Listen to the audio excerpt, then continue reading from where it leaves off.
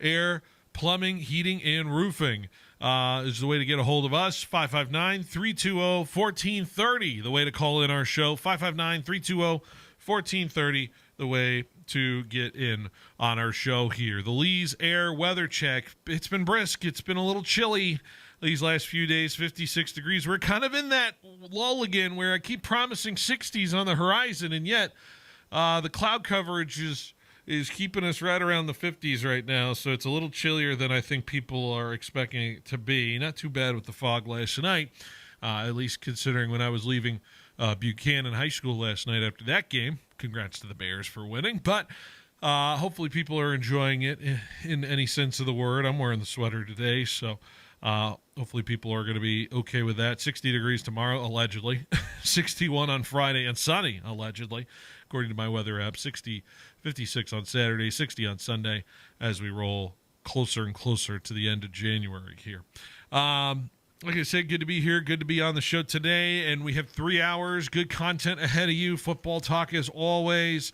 We'll talk a little basketball as well. Fresno State men's basketball in action tonight as they take on New Mexico in Albuquerque. We'll talk about that. We'll talk about this transfer portal. Jackson Moore joins me at around 4:15 today to discuss all the happenings around Fresno State athletics and all those big things, big topics we'll hit on. Haven't had him in a few weeks. And then my buddy Eric Bentley will be on as well because we haven't had him on in a long time. We'll talk a lot of NFL in that third hour as well. So it's conference championship weeks, folks. We really are diving into it here in terms of that. So good to be here. Like I said, good to be alongside you folks. And good to have Jorge in as producer today for the 3 hours. Jorge, we're locking in here for 3 hours. So hope you're ready in terms of that. How are you doing on this Wednesday? That's on me. That's on you. One's on you. That one's on me. Yeah. It's a long day for me today. But we're here. We're doing it. We're halfway through, and we're on the way out now. So on the way out, should be good. I feel like you've done something different to this chair. It feels like the armrests are too high. Hold on, let me. I guess maybe I don't know. I'm trying to adjust them. You probably hear it over the microphone of me adjusting this chair. Jorge sits in this helm, this spot that I sit in for the Tony show, and so I'm always adjusting. I think it was last night when I moved them, but yeah, dealing with it last night. Night, fun broadcast last night. Hopefully people can listen to the replay of that between Clovis North and Buchanan. Buchanan just got a lot of good pieces from what I watched last night, and they're an exciting team, and they can frustrate some teams, especially with their length, especially if they can shoot from the outside. They shot from the outside very well, so we'll look into that moving forward for them and see if that'll be a factor for sure. So excited about Buchanan basketball, and question is, can they get back to selling? I think they have the pieces to do so, but, you know, they have teams like Clovis that gave them really run for it there early in this part of the season. They have to face Clovis North again, Clovis as well, like I said. So there's some teams out there. Clovis West, always a formidable program as well. So stuff to keep in mind. Hey, it's been a rough few days for your Bay Area fans, isn't it? I saw a meme of the Homer Simpson, going in and out of the bushes, Jorge. The classic one. With a different... Yeah, with a different thing on. Team. Yeah, so he went out into the bushes with the Niners gear because the Niners got, a rough loss on Saturday. He came out with the Warriors gear. Ooh. And then Jimmy Butler tore his ACL a couple nights ago, and so he's coming out with the Sharks gear. And now I'm very scared of what is to come for it. But, Jorge, do the Bay Area fans have it rough right now? It's been a rough couple days if you're a fan of all those teams? I mean, I don't know if I consider myself a Bay Area fan, but... I know. But if you put your headspace into it, right? Yeah, because I'm only a fan of Giants and I guess I'm a fan of the Sharks too, but... Yeah. You're an adopted fan of the Sharks, but the Niners as well. You're a fan of the Niners. Niners and Giants, but... Yeah. Yeah, I feel like, it's just how it seems right now. Mm-hmm. But I feel like the Sharks are doing well. It's not like Sharks. Yeah. It's not like last year where they were like struggling every match. Well, let me give you this series of events. It's not just the Niners losing on Saturday. It's that the Rams won on Sunday. So now you have Rams Seahawks, where the Niner fans will just sit there and just want the asteroid to hit in Seattle, right? Yeah. And then from there, Monday, you have Jimmy Butler tearing his ACL, which pretty much kills the Warriors. It pretty much ends the Warriors. I'm going to ask a question at the end of the show with Eric, because he's a Kings fan. I'm a Warriors fan. I legit have the question of which fan base cares less about basketball right now. Could care less about basketball in the grand scheme of things. Yeah, as a Kings fan, I'm on the outside looking in right now at the season. You haven't really locked in on the Kings, Yeah, I have you? have not. That's fair. I watch a few games and I see highlights like every night. I watch the score, the final score, but yeah, other than that, I haven't really locked in. Not much to really think about in terms of that, right? Not really much. But anyways, like I said, it's rough for the folks up there in Northern California, especially folks compared of the to Southern families. California. Yeah, If you compare it like that, then yeah, Laker fans. It's rough for other franchises too. But Laker fans acting like they won the championship last night by beating the Nuggets. So saw a lot of peacocking on social media about that. We'll get into the Lakers a little bit later in this hour. I want to get to that, but it's interesting, especially today. The Niners holding their exit press. Coach Shanahan, John Lynch having their exit press conference, talking about their team, their season, what expectations they'll have for next season, and what they'll look forward to. We didn't have the sound bites for you here today, but there was this is it, right. This is what this pretty much tells your you, exit press. Everybody goes back one last time to the locker room. Yeah, they were cleaning out the locker room yesterday. A lot of the players. Go on vacation. George Kittle said, "I'll pay the fine for Jed York if he gets fined for giving me tequila instead of the NFL sanction, whatever." Why would they? Because I'm sure it was a bottle of tequila the NFL probably doesn't sponsor that was acquired. But nobody knew what kind of bottle It doesn't matter. was. The NFL wants you drinking beer, Jorge. They want you drinking beer. But it didn't even come out on TV. They want you drinking Bud Light, Jorge. Whatever. That's what the NFL wants you to do, as opposed to, I don't know, give me a tequila. Like a Patron or the Casamigos. Casamigos. Yeah, something like that. I don't know. I'm not a tequila drinker, so as I say, we have the big tequila fest always here in the Central Valley. That I never, You never drink tequila out there? I do. Oh, trust me. I used to like mezcal, and then mezcal kind of like turned on me a little bit, and I think I had a rough night with mezcal recently, and now I'm like, I shudder at the idea of mezcal. I have plenty of weird nights with mezcal. You've had weird nights with mezcal? Mezcal and tequila. Yeah. But Are you añejo or you blanco? That doesn't discourage me from coming back. Do you like a añejo or do you like blanco? Well, añejo's always better. Yeah. Añejo's always better. Yeah. For me, at least. Yeah. Añejo's always the best. Mm-hmm. But I drink all. You partake. Anyways, I don't discriminate. Of course not. You know who does discriminate is Brandon Ayuk about his team, and that was addressed at the exit press, and just a strange situation, Jorge. I mean, from all intents and purposes, and Kyle and John Lynch finally kind of got a little honest with what was going on there, because obviously they didn't want to make it a distraction in the season with reporters asking about it, but they were asked about it today, and John Lynch saying in some form of variety that, yeah, he's pretty much played his last snap of his 49er career, which I think was implied and assumed, and Kyle outlining a situation where basically he tried contacting him, and after a number of calls, he just stopped trying to contact him. It basically sounded Brandon Ayuk just kind of ghosted his job, right? Or hey, you ever just stop showing up for a job and you're like, I don't. I did tell him I was. Have you really? I did tell them I was like, I put my weeks in. Yeah. And then like on the weekend when I wasn't supposed to like work, mm-hmm. they were trying to call me in. Yeah. But I was like, no. That's a different thing. They knew I was done. They knew I was done. Yeah. But I stopped. I really did stop coming in. I'm trying to say if I ever have. I didn't ghosted it though. I guess that wasn't ghosting because I did tell him I wasn't. That was like it. you did say I'm out of here. I gave him like 2 weeks. But like, anybody who's ever like just decided I'm not showing up. Yeah. Yeah. When I was in the military, some guys went AWOL. Just straight out we went AWOL. Yeah, we went on Christmas vacation. That's the one job you shouldn't like just not show up though, isn't it?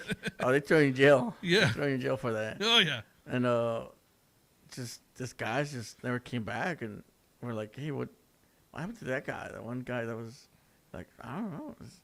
And all of a sudden, like, he was on a roster, but essentially and they had him as AWOL.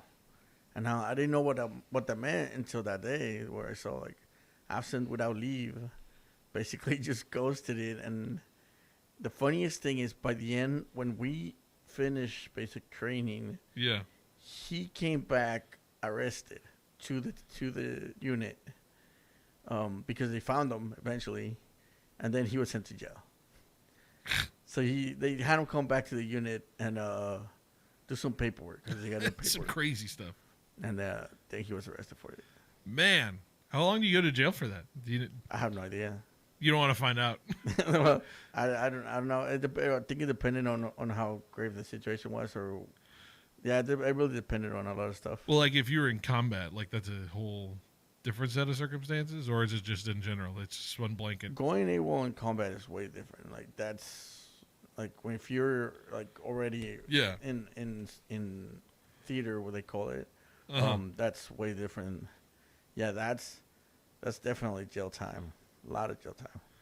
But here in the States, I think it's I don't know if it's a few months or maybe a year or something like that. It says it's an escalating punishment under Article 86 of the UCMJ, according to my AI Google search. Yeah, here. UCMJ, the United States. Company level non-judicially penalties like fines and pay laws for short absences. Significant confinement up to a year and a loss of benefits for longer or intentional absences, with desertion during wartime carrying the most severe penalties, including life imprisonment or execution. That is true. They do put you against the wall. Wow. Like the Army does have that option, putting you against the wall. Holy moly.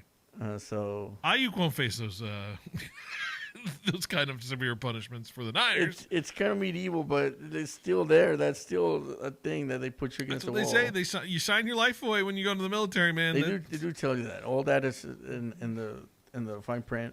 Yep. And they tell you, like, they read it out loud to you when you sign up. Yep. It is. Once you're in, man. Apparently that's not true for IU. And it's a totally different situation, of course, because we're talking NFL versus the military complex. But it's fascinating to just kind of think about the circumstances of that whole situation and where he'll go, and, of course, what that'll look like and what kind of market he would benefit from in terms of that situation. But that was one of the many situations addressed. John Lynch actually kind of opened up a little bit about that the Niners have kind of started kicking the tires on the substation topic. He didn't mention that in the presser. I'm reading the quotes now too. And Jorge, I know you think it's a non-issue. I don't know if you think it's a non-issue. Maybe I'm putting words. It's a non-issue. Definitely a non-issue. But it's not a non-issue for the players' union and whatever players want to believe in that situation. I'm sorry. When there's a perception, players are going to make that perception a reality. And even if it's true or not, that becomes the reality of what the 49ers face in terms of that situation. You know, I'm trying to think of like you ever think of like fads or they're saying, well, okay, actually you could get cancer from that. Like people saying you put your cell phone near your face all the time and you're gonna get face cancer all the time. And now it's like cell phones are like you gotta be careful with what you're, you know.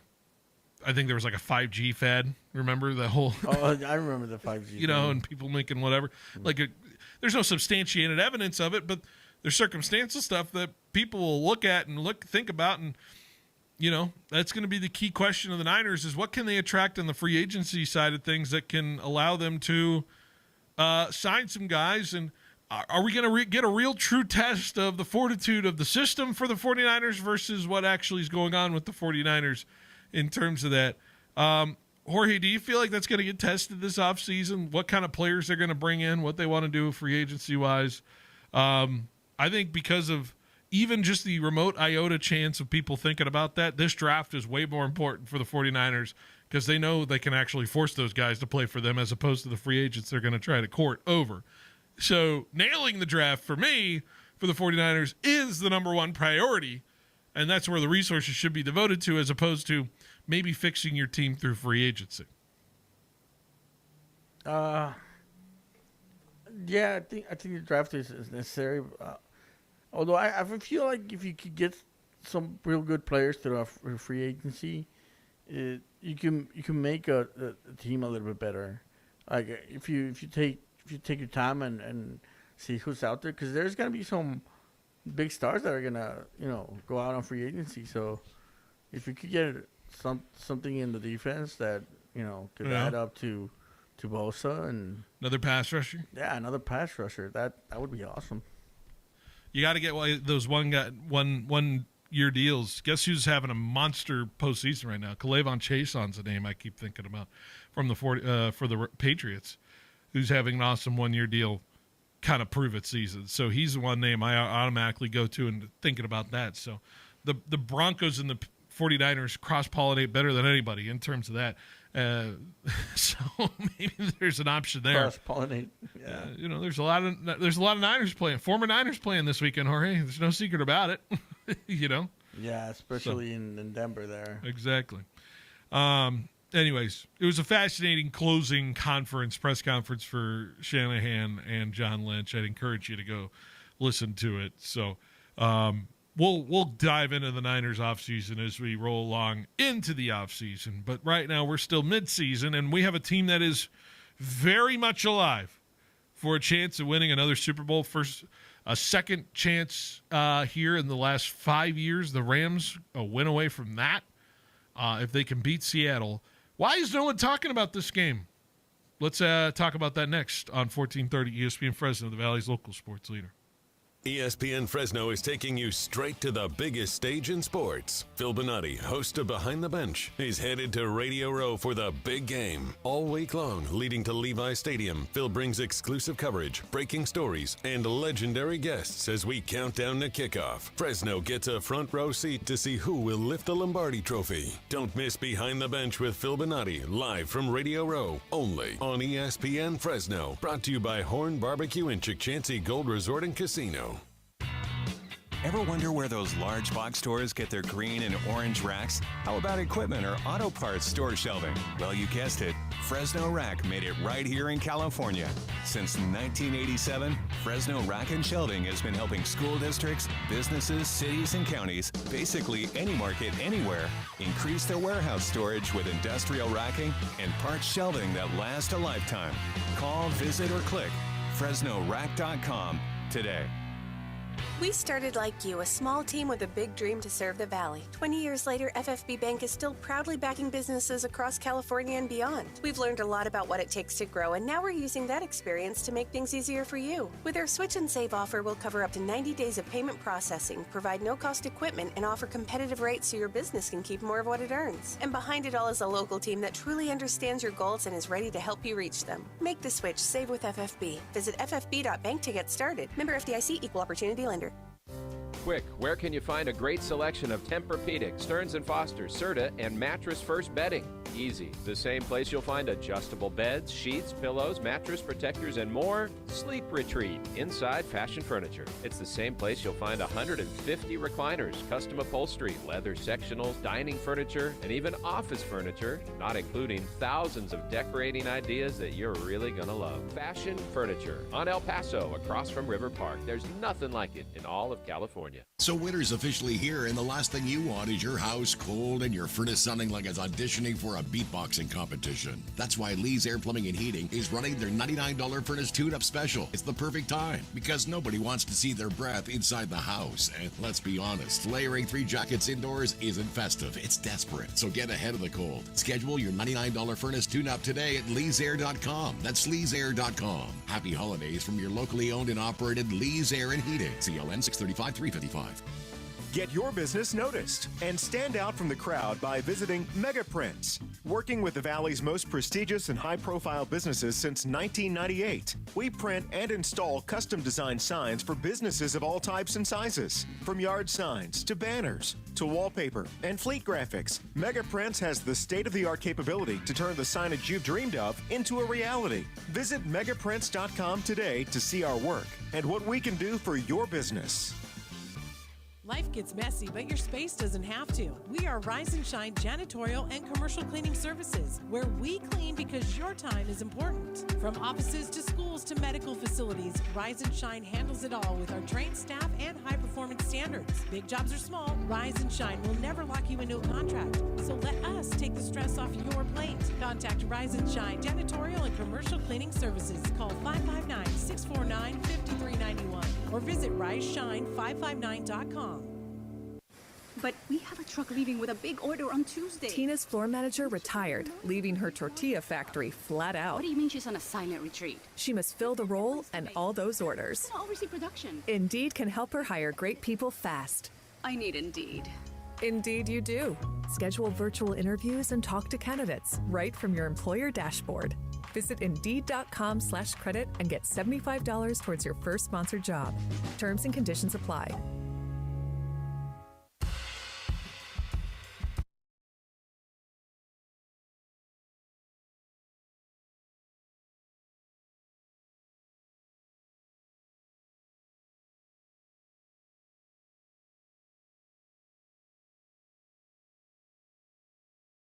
Welcome back to Behind the Bench here on 1430 ESPN Fresno, the Valley's local sports leader. I always view the Wednesday show as a turning of the page show. We move forward, we move along into looking ahead at what is coming and what are we anticipating, which is NFC Championship, AFC Championship weekend. Of course, it's Sunday. And maybe it's just because I'm in my own ecosystem online, or maybe it's just because I am where I'm at.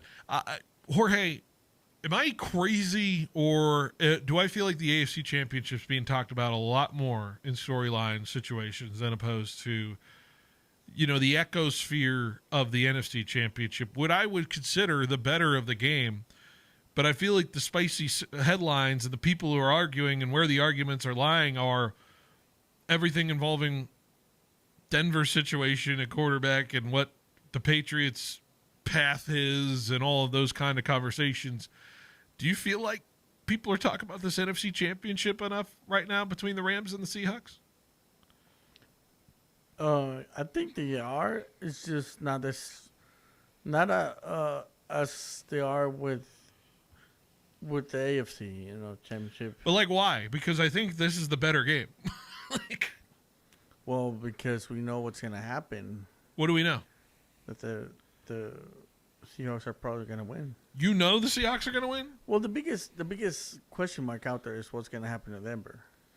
Yeah, of course. It's the greatest unknown. Are they going to be, good? Or are they? Is that compelling? I'm assuming that's compelling for a lot of people, right? Yeah. Well, it's because Boston's defense didn't seem that, elite like they did during the season.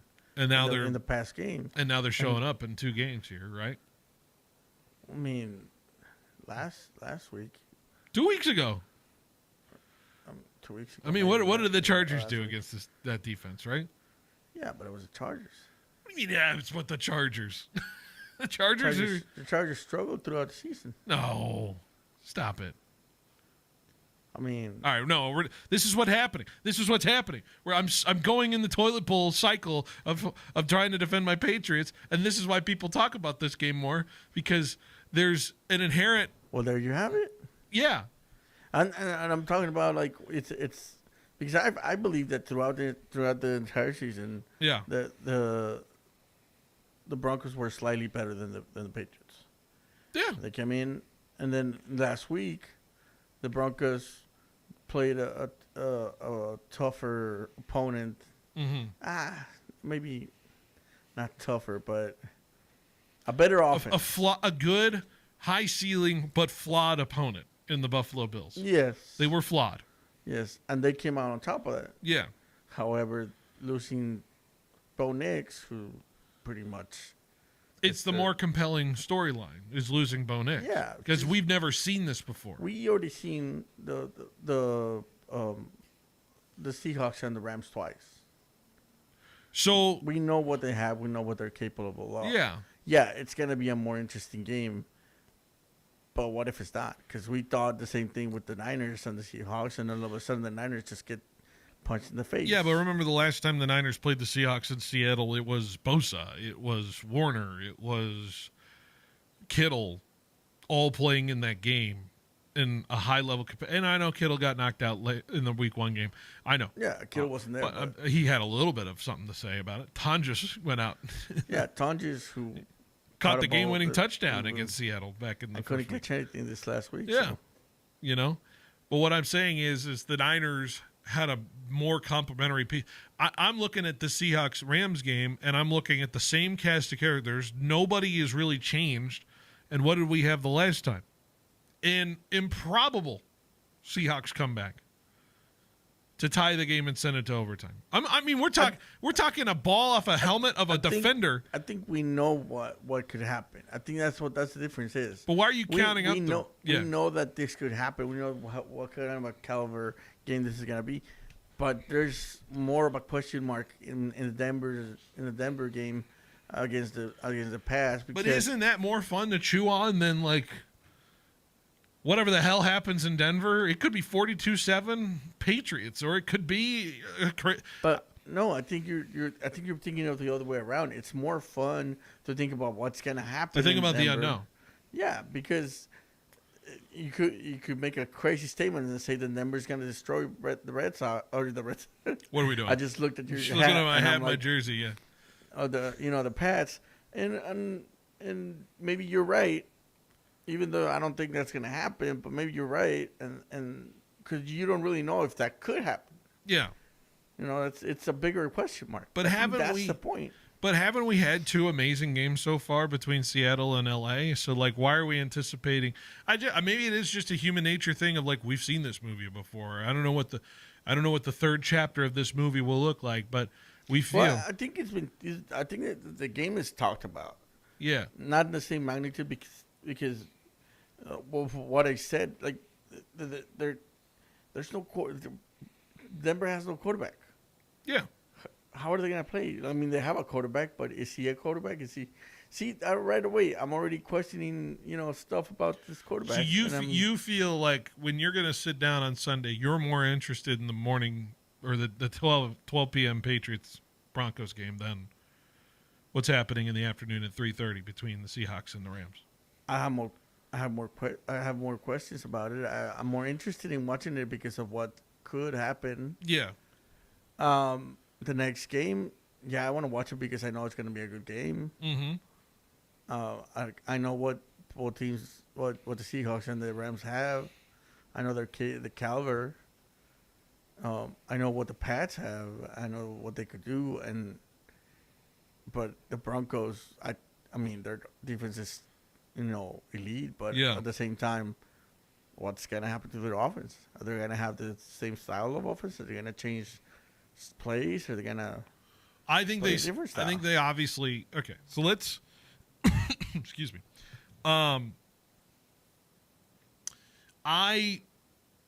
Let's just lock down on the Rams Seahawks game because I want to ask the question of what is the most interesting thing about this game?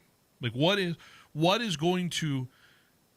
I mean, obviously people are going to tune in, but what is at stake that you feel is like?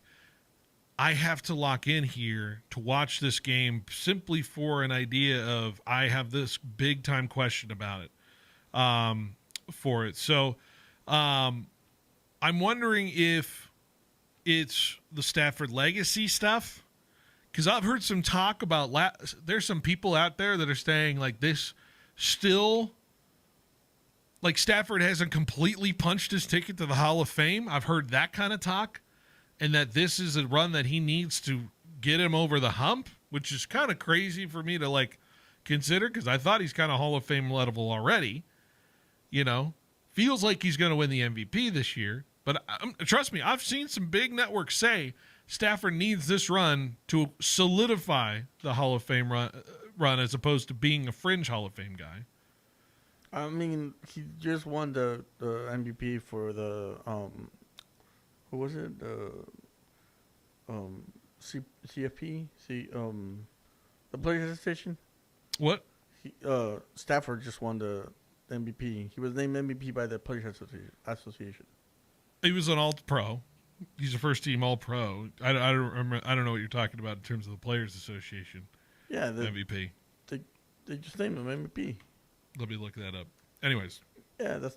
I mean, that's a different accolade that he probably didn't have before. But, I'm not seeing anything there. I mean, he might be a finalist, but I don't think I see anything that says Stafford won NFLPA MVP, and that's a community award, by the way. So it's not like his. It's not like it's about his play. Yeah, no, it's about like community service and all that stuff. So that's what you're looking at in terms of it. No dead air here, Jorge. You respond to me. Stafford wins PFWA MVP. NFL what? PFWA MVP. PFWN what? PFWA MVP. WA MVP. 5 hours ago. It came out 5 hours ago. Okay. Whatever that means. Sure. All right. Is that not the Players Association? Yeah, but that doesn't matter. Okay. The players don't vote for the Hall of Fame. That's not really what I'm talking about. I'm talking about like he's getting accolades already. Yeah. That's what I'm saying. All right. It's more points to him for going into the Hall of Fame. I'm saying I've never heard someone reference that in terms of a Hall of Fame resume. It's NFL MVPs, it's all pros, it's Super Bowls. Nothing about a PFW whatever MVP award. You're the first human being in the history of me talking to you in terms of someone bringing that up. Just because you haven't heard it doesn't mean it doesn't exist. Jorge. Maybe it's the first year they were doing this. I don't know. Okay. All right. I don't know. I mean, I will guarantee you. He won it. What is it called again? The PWF MVP? What was it called again? What did I just PFWA. The PFWA. The Rams MVP have it on their website list. Like I don't know what you're talking about. Pro Football Writers of America MVP award. What is the difference in the NFL MVP award? Oh, see, that's the Pro Football Writers. See, that's the Writers of America. What does that matter? How is this different? Okay, I mean, who votes for the? This looks exactly like who wins the MVP award anyway. Why are we doing two different things here? One's the league and the other one is the Players Association or the Writers Association. This is literally the dumbest list this is the dumbest thing I've ever seen exercised. I'm first learning about it, and this is the dumbest list I've ever seen because it literally just copy and paste what the NFL MVP is. Then hold on, let me look at it side by side. You're talking about your colleagues here. These are the journalists that write. Do I have a vote? Because I would have voted somewhere different. Probably some people that you know might have a vote. Some people. Last year, okay, there were some differences. I'm looking at it. Last year was Josh Allen for NFL MVP, but the Pro Football Writers voted Lamar. So yes, that was on 2024. Looking at the list, cross-referencing, I don't see much difference for a while. Cam Newton did win at 15. 14 was Rodgers. 13 was Manning. Adrian Peterson. Yeah, so 2024 was the first time it differed in quite some time. 2009, 2000. So this is like a preview. This is like the Golden Gloves to the Oscars. Whoever most likely wins the Golden Glove as Golden Globe, best picture also wins it in an Oscar. So it's kind of like that. That's what I'm trying to say here. The Screen Actors Guild or whatever. So you're projecting that Stafford will win. That's fair. Okay. All right. I stand corrected. We got sidetracked for about 3 minutes, though. This was painful to listen to for a lot of people. I'm going to guarantee you right now in terms of it. The last time that they had difference, by the way, according to my limited research and me just scanning two lists at the same time, me like really splitting my eyeballs here. The last time it was different between the Pro Football Writers of America and the NFL MVP outside of last year, we're talking 2003 when Jamal Lewis won the Pro Football Writers MVP, and it was a tie for the AP MVP between McNair and Peyton Manning. So there you go. And then in 2001, it was different because Marshall Faulk won it on the Pro Football Writers. And in 2021, in the AP NFL, it was Kurt Warner. So, interesting. AP is, the list is, I think the NFL has. There's too many damn awards. Too many damn awards out there. But what I'm saying is that, like, what were we getting at here? For his career, he's getting more accolades now, and especially this season, he's getting a little bit more exposure for so that whenever it's time for him to go into the Hall of Fame, they're gonna look at it and be like, okay, well, he's got this, and this, and then you see his stats, and then you see is he gonna get another Super Bowl, or is he just gonna go to another Super Bowl? Yeah, So I believe that this is a good thing for him. Does he have to win? Does he, like, if we're going first ballot versus just a Hall of Famer, are we saying the difference between that is this game on Sunday? Maybe. Do you feel like that? Maybe because I mean, especially the last few times where they're voting, I've seen guys who had legitimate resumes to being first ballot Hall of Famers get passed over, and I'm like, where did they fail? And sometimes they only had one Super Bowl, or maybe they didn't make a Super Bowl even though they had everything else, on the resume. A Super Bowl makes a lot of difference, and if you have two, that's more. Lock it in. Yeah. Unless you're Eli Manning. My forever nemesis, Eli Manning, who I'll forever. He's gonna go into the Hall of Fame. So for the most interceptions in NFL history, sure. You say that, but he's gonna have one of them jackets. He has the record. He tied the record with C.J. Stroud for most fumbles in a game and a win. Like, just failing upwards perpetually was Eli Manning. Hey, he's a funny guy to watch. Sorry. You said that, and he beat you guys twice. Exactly. That defense beat us twice. Yeah. Not Eli. I keep saying that. It sounds like you have some, something there. Wouldn't you? Huh? Wouldn't you? How do you feel about Patrick Mahomes out there, huh? I feel fine. What do you think about that guy? I have no ill will against Patrick Mahomes. There was a slight Mahomes that beat us. There was just you can claim you had no reaction, Jorge, but there was a slight smirk when you saw him tear that ACL this year. You're just a slight. Huh. I didn't see it, so I didn't really. Well, you saw the replay, and you watched it, and you're like, huh, all right. That was it. That was your reaction. Nothing more. They weren't going to make the playoffs anyways. Yeah, but I'll tell you right now, there were no tears for him in the group chats I was with. Full of Niner fans. Tell you there were no tears. I can guarantee you that.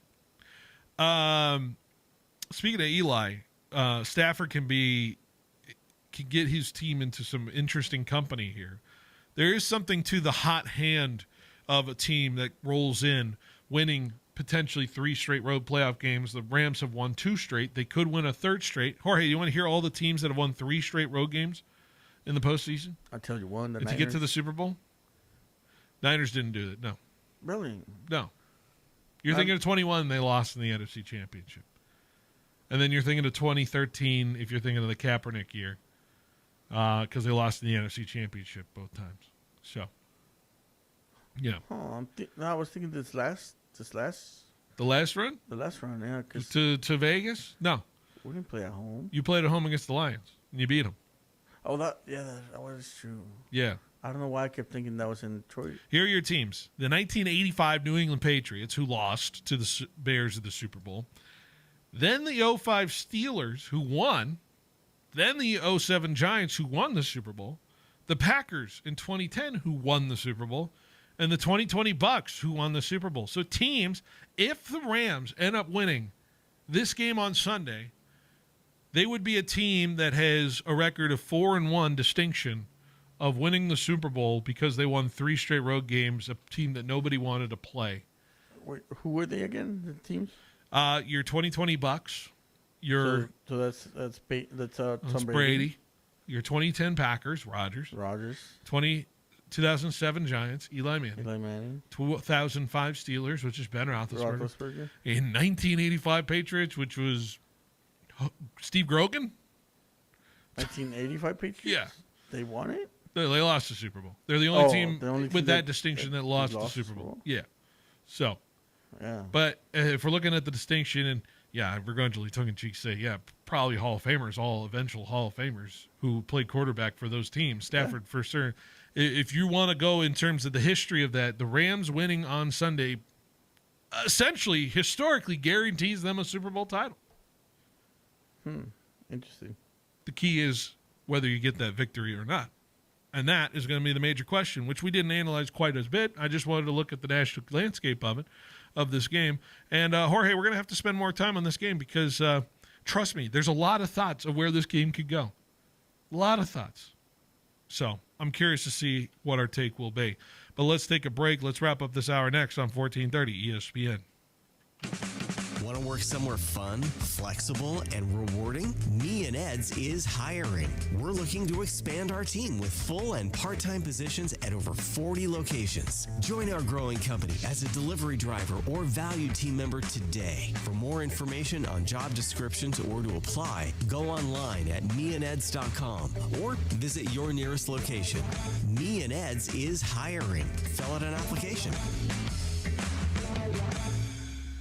It's the best time of year, playoff football, and there's no better way to get ready to watch the big game than going to your local grocery outlet for their amazing selection. Keep your friends coming over to your place with an awesome selection of meat, snacks, beer, or wine to cheer on your team. And let's talk about the savings.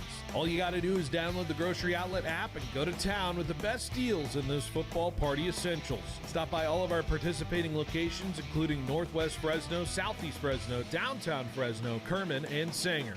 Tell them Phil Bonatti sent you. When you think of California business machines, it wouldn't surprise me if you automatically thought 3-cent color copies. It's something CBM has become locally famous for. But now there's something else business owners are calling about: business phone systems. It's a beautiful thing. Copiers, printers, office phone systems, all with one simple call to California Business Machines. 559-225-5570 or online at cbmsolution.com. Bulldog basketball is back and heating up the Save Mart Center. Don't miss any of the exciting action as both the men's and women's basketball teams take on the Mountain West this season. Make sure to bring the whole family to root for your hometown Bulldogs as they compete for that Mountain West championship Fresno would love to bring home. Tickets start as low as $5 for select games. Grab them at GoBulldogs.com today, and we'll see you at the biggest party in the Valley. Go Dogs! Hey Bulldog fans, Lynn's Restaurant Group, a proud partner of Fresno State Athletics, has launched a brand new app. With over 8 locations like J-Pot, Ramen Hayashi, and Hino Oishi, the app brings all your favorites together in one place. Order ahead, skip the wait, and earn rewards every time you dine. Whether it's game night or family night, the app has you covered. New members even score $5 in LRG credit just for signing up. Download the Lynn's Restaurant Group app today and start earning with every visit. Go Dogs! Inflation has pushed up the cost of just about everything, which means if you bought life insurance a few years ago, it might not be enough to protect your family today. Now is the time to get the insurance you need at a price you can afford. In a hurry? Don't worry. Call Select Quote now and get up to $2 million in instant, affordable, same-day coverage with no medical exam. That's right. You can get up to $2 million in instant, affordable, same-day coverage with no medical exam in under an hour. Call Select Quote at 1-800-613-8990. That's 1-800-613-8990. Or go to SelectQuote.com now and get up to $2 million in instant, affordable, same-day coverage with no medical exam. That's 1-800-613-8990. Or go to SelectQuote.com SelectQuote.com now. Full details on example policies at selectquote.com/commercials. Hey, it's Phil Bonatti from Behind the Bench for my friends at Valley Athletics, the new go-to sports facility in the Central Valley. Founded by Valley legend Vance Wahlberg and former Bulldog volleyball coach Jonathan Winder. Valley Athletics allows athletes to really shine at volleyball, basketball, and pickleball. Visit valleyathletics.co right now to learn more about enrolling in our current volleyball and basketball offerings that include league play. That's valleyathletics.co. Proud sponsors of high school athletics.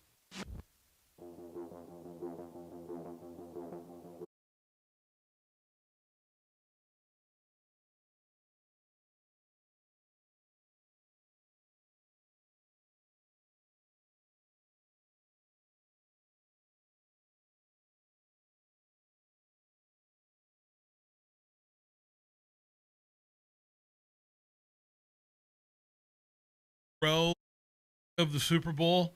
Very excited to bring you shows, and we're already starting to book some guests for those weeks. Very excited for it here. So we are looking forward to those shows. We'll be there Monday through Friday, February 2nd, all the way to the 6th of February. Yours truly will be in San Francisco to be at the hub of the big game there. Very excited for that. So we've done Radio Row before, back in the Gonzo days, right, Jorge? So yeah, Gonzo was there, yeah.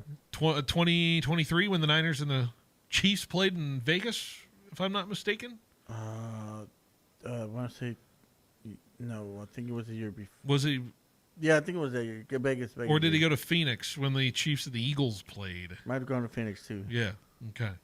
Yeah. We didn't go to New Orleans. A little far for us. But we got the Super Bowl here in San Francisco. First time in 10 years. 10 years. Super Bowl 50. Now we're at Super Bowl 60. It's getting real now. It's getting real. So that's what's coming up on the docket. We'll have a full set of shows. Was it the Broncos won the 50th, right? Yeah, it was Broncos and Panthers in San Francisco. Peyton Manning's last game ever. That's right. Super Bowl 50. Yeah. So, anyways, let's talk a little bit more about this Rams-Seahawks game because I want to get into just the idea of legacy.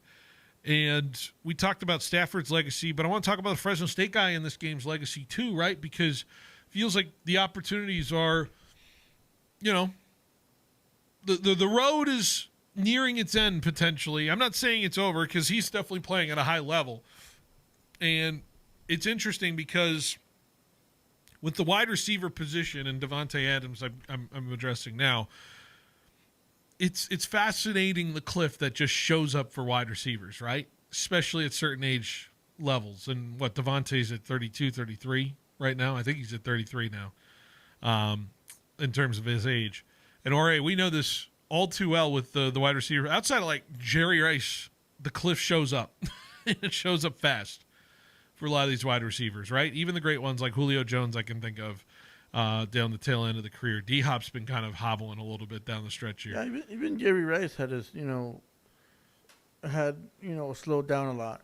Yeah. By this age, 30-something. The only one I can't think really had a slowdown was Larry Fitzgerald. Like, that's the only one I was like, I think he was still going pretty good. Randy Moss, too. Yeah, Randy fell off a little bit.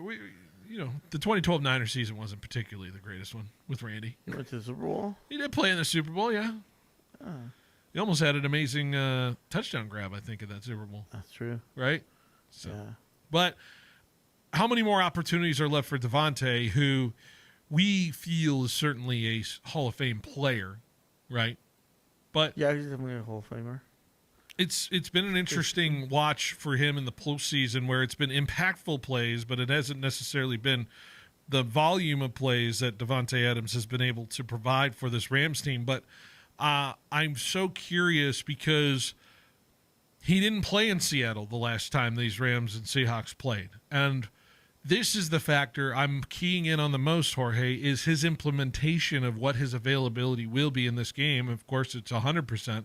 Because if you do recall, he injured himself in that Lions game right before the Seahawks game. And considering how great Stafford tore up that Seattle defense adding Devontae to that equation, you could theoretically come up with the idea that Devontae Adams can be the X factor in this game that the Rams certainly can get over the hump with of playing the Seattle Seahawks team in Seattle. I think that's an underlooked factor into the idea of if the Rams have a shot in this football game on Sunday. And I don't know if that's talked about enough of his absence in that game, which it wasn't really felt. But I think there were some key moments in that Rams game down the stretch, especially when they were driving to at least kick a field goal to win the game, right? And they couldn't have gotten a little bit closer, but they weren't really executing at a high level down the stretch of that game. Maybe a couple key first downs that don't allow Seattle to get the ball back with enough time to come back and tie that game in certain situations. I'm just curious if Devontae at least providing a couple more outlet opportunities to at least progress those Ram drives to a situation where they put the game out of reach. Because they were up 16 with a little over 8 to go in that game. I can go back to the game book in terms of that. But it felt like Devontae's absence in that game, despite all the statistics, 581 yards of offense, felt like there were a couple plays there that the Rams could have had him in that system, and I think they would have figured some things out. How big of a difference is Devontae in this game, despite him not playing that last one in Seattle? I wonder if you've considered that thought, Jorge, for this game. I don't think he's a big of a difference, but he definitely is a difference factor. Mm-hmm. I think having him it's a lot better than not having him. Definitely he's gonna change some things in the offense. As long as you have him there, you're gonna have to, have at least one of your best corners for them, right? Yeah. And if you don't, then he's probably gonna burn you at least once or twice. So you got to be extra careful when he's there. I think that on his career, I think that if he wins, if he gets to a Super Bowl and wins it, then that's pretty much like sealing his career as a Hall of Famer. I mean, he's going to be a Hall of Famer anyways, but this could be like a first ballot Hall of Famer. Oh, certainly no question. And I think the thing that has mattered the most to Devontae is winning a trophy. That's for sure. I believe he is ready for a game like this. It does feel like maybe one of the last shots for him to get that opportunity because he has been chasing it much feverishly as a player in this NFL, and I look forward to what he is going to bring in that game. I think I'm the most excited about watching Devontae Adams of any other player in this game on Sunday. We have to take a break on an hour. Let's take an hour break, or let's take a break to hour number 2 next on 1430 ESPN. Tune in every weekday to the Sportsline Bulldog Hour with Tony D, brought to you by Precision Civil Engineering. Be sure to listen at 2 p.m. to hear everything you need to know about Fresno State athletics. Don't miss out on the insight and conversations you need to stay up on the Bulldogs with insiders like Paul Loeffler, Jackson Moore, and Ralph Wood. If it's 2 p.m., it's the Bulldog Hour with Tony D, each weekday on 1430 ESPN Fresno. Citrus season is in full swing. When harvest pressure is on, Kubota delivers dependable power, easy operation, and the performance growers rely on in the Grove. There's still time to get the right tractor this season at Pioneer Equipment, your authorized Kubota dealer. With Fresno and Reedley locations, Pioneer Equipment, your authorized Kubota dealer, has the equipment, parts, and service you need when timing matters most. Make this citrus season count. Visit Pioneer Equipment, your authorized Kubota dealer today at pioneerequipmentca.com. I'm here at the Roger Dunn Open. Former Fresno State football coach Pat Hill is at the first tee. Hey, it's a fairway hit. Yeah, but that's the wrong fairway, Coach. I need to buy a golf game. Coach, I really think you need a Roger Dunn makeover. When you buy a game at Roger Dunn, you can play anybody, anytime, anywhere. This is the old coach, Pat Hill. I bought this 7-iron at Roger Dunn Golf. Number 8 at Tehama, 162 yards out. Eagle, baby! Get ready to turn up the heat. The new Zinger Chicken Sandwich is here at KFC. A crispy hand-breaded chicken filet seasoned just right and served hot on a toasted bun with cool, crisp lettuce and creamy sauce that hits every craving. It's bold, it's spicy, and it's finger-licking good. Whether you crave spice or just crave great taste, the Zinger delivers that delicious KFC crunch you love. Grab the new Zinger Chicken Sandwich at your local participating KFC today. Why pay more when you can get the best prices in the South Valley at Valley Pure Wood Lake Outlet? If you're looking to save big without sacrificing quality, this is your go-to destination. Shop smarter with unbeatable deals on today's most popular brands, all at outlet pricing. Check out the online menu at valleypure.net. Then stop in and stock up. Valley Pure Wood Lake Outlet. Enjoy extended business hours at Valley Pure Tulare, now open daily from 8 a.m. to 10 p.m.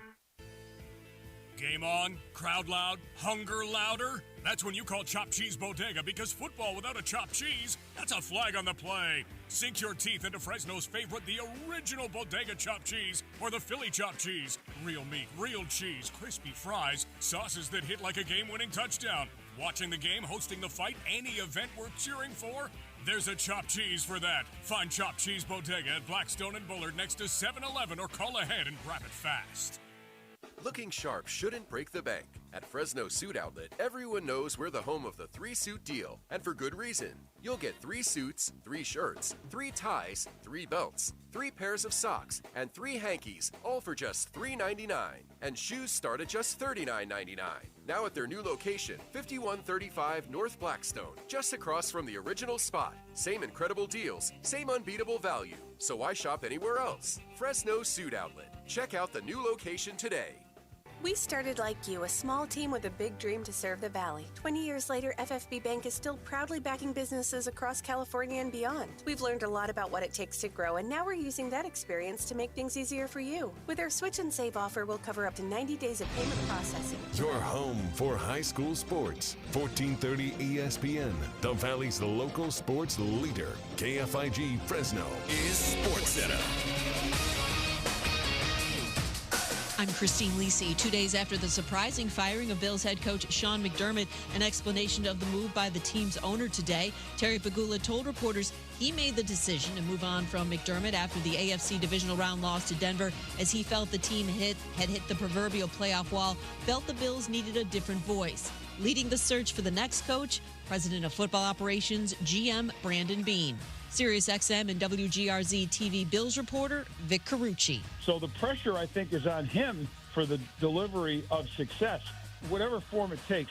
You've got Josh Allen, and you've got a finite window of Josh Allen's ability to lead this team to a Super Bowl. So I would say the clock's ticking hard. As we speak, I'd say the clock ticks loudest for Brandon Beane. Vic Carucci on unsportsmanlike. Allen might need right foot surgery soon.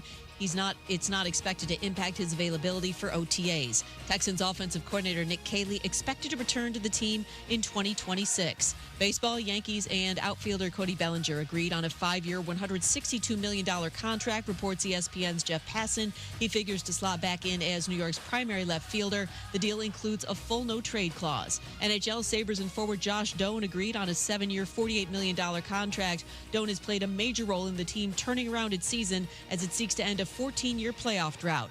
The WNBA season set to begin year 30 on May 8th, provided the league and players union can agree on a new collective bargaining agreement. Teams will play 44 games over a 5-month period. Hey, it's Evan Cohen. Coming up Thursday as we get closer to the conference championship games, I'll tell you why only one team is playing with house money this weekend. It's Unsportsmanlike, 6 a.m. Eastern, right here on ESPN Radio, ESPN2, and ESPNU.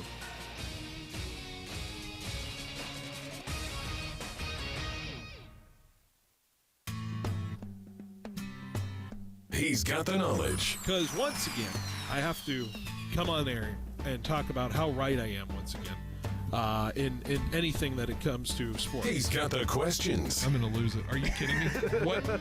What are we doing here? He's got the guests. 20th head coach in Fresno State history here, Matt.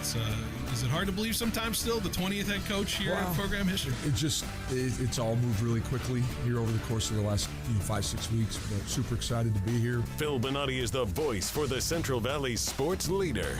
Behind the Bench starts now. Brought to you by Helena Agri.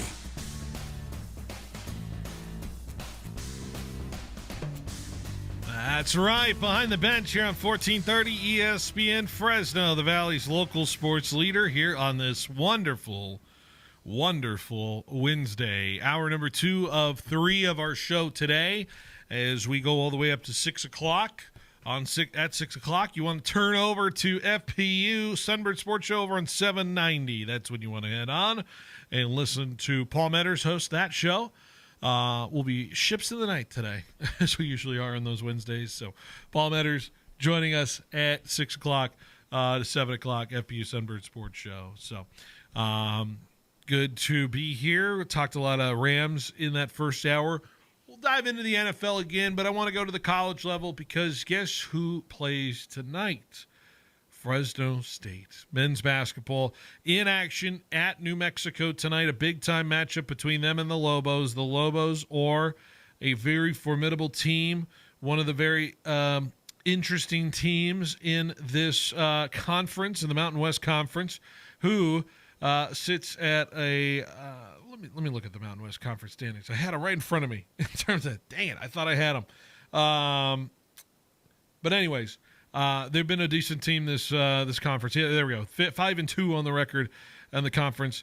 The other important record to think about there, that is the one that I am very much dreading for tonight's chances for the Bulldogs, is 10-0 home record for New Mexico this season. Jorge, you want to guess how many other teams are undefeated at home in the Mountain West this year? In the Mountain West? Yeah, none. Yeah. Only New Mexico has not lost at home yet this season. So it's going to be fascinating to see how it all kind of turns around for the Bulldogs tonight. And they climbed. They took care of business. They really did at home, winning 2 games in a row against Colorado State and beating Wyoming. So where is the next step for this program is how they compete tonight in a game that I would personally count as, you know, I think I have it in my head as a loss tonight. I'm not expecting a win in any form of capacity. I would love to be pleasantly surprised, but I think that is the headspace I'm in tonight in terms of this game against New Mexico. New Mexico, who is a top 3 team scoring-wise in the conference. They're a top half team in terms of three-point shooting. Excuse me. They have the second most makes in a three-point shot in the conference. They make 9 threes a game. They shoot a lot of threes. They really do. They're tops in the conference in terms of shot three-pointers in the conference. So that means to tell me that Fresno State would like to guard from the perimeter. They'll like to space the Bulldogs out in this game tonight, and the Bulldogs will have to stay disciplined in second chances and opportunities and offensive rebound opportunities. You know, the Bulldogs do get bullied a little bit on the offensive rebound side, and sometimes they allow second chance possessions for their opponents. They've been all right in the defensive rebounding department of their season right now, 24.9, which is top 5 right now in the Mountain West. New Mexico, though, is the top defensive rebounding team, so it's effectiveness of hitting your shots tonight, Jorge, that I would imagine is paramount for the Bulldogs. Go figure, make your baskets, and you have a chance. But it seems so elementary to say, but it is all going to be dependent on how hot the Bulldogs get off to in a start of this game in this magnitude tonight. I would imagine you're feeling the same way. Yeah, definitely. I think it's not a far shot, but it is definitely a difficult shot to win. Mm-hmm. New Mexico, it feels like they're a top team in the nation, and along with not the nation, the Mountain West, along with San Diego State, but I feel like Fresno State's been playing good. They've been doing well in each of the few games that have passed. And it's just a matter of getting together and getting things going. And I think this is, what is it in conference? What is it? New Mexico's what 5-2? 5-2 right now. Their wins have been San Jose State, Wyoming, Colorado State, Air Force. So pretty much all of the same wins as the Bulldogs have had. Right. Okay, so I feel like they could go in there and give them a scare. Yeah. Mexico's 2 losses in conference have been to to Boise, at Boise, and at San Diego State. So is the resume pretty similar? It feels like it. It really does. At least in the Mountain West. In the Mountain West, because the Bulldogs have had a little bit of the tougher road right now in the Mountain West schedule if you want to go through it. The other win for New Mexico right now is Grand Canyon, who, by the way, Fresno State will play on Saturday at the Save Mart Center. I'm going to imagine some people would be interested in going to that game. Compare the resumes, right? UNLV is right there in terms of Mountain West top 4 team. Utah State, of course, is the team that's getting a lot of headlines, although they just lost a couple in a row now, so they're falling off a little bit. Nevada is a team up at the top, so the Bulldogs are losing to the teams above them in the standings, which, you hope that number of teams diminishes as we move along. In a win, obviously would be a statement. It obviously would be a statement, kind of fork in the road game again for the Bulldogs. We've been talking about all these forks, these steps, these movements. Are we seeing improvement? I would say there is such a bigger, vast improvement of this team if they get the win tonight starting at 6 o'clock. I would imagine there has to be a complete different conversation of the expectations for this team if they do get the win tonight.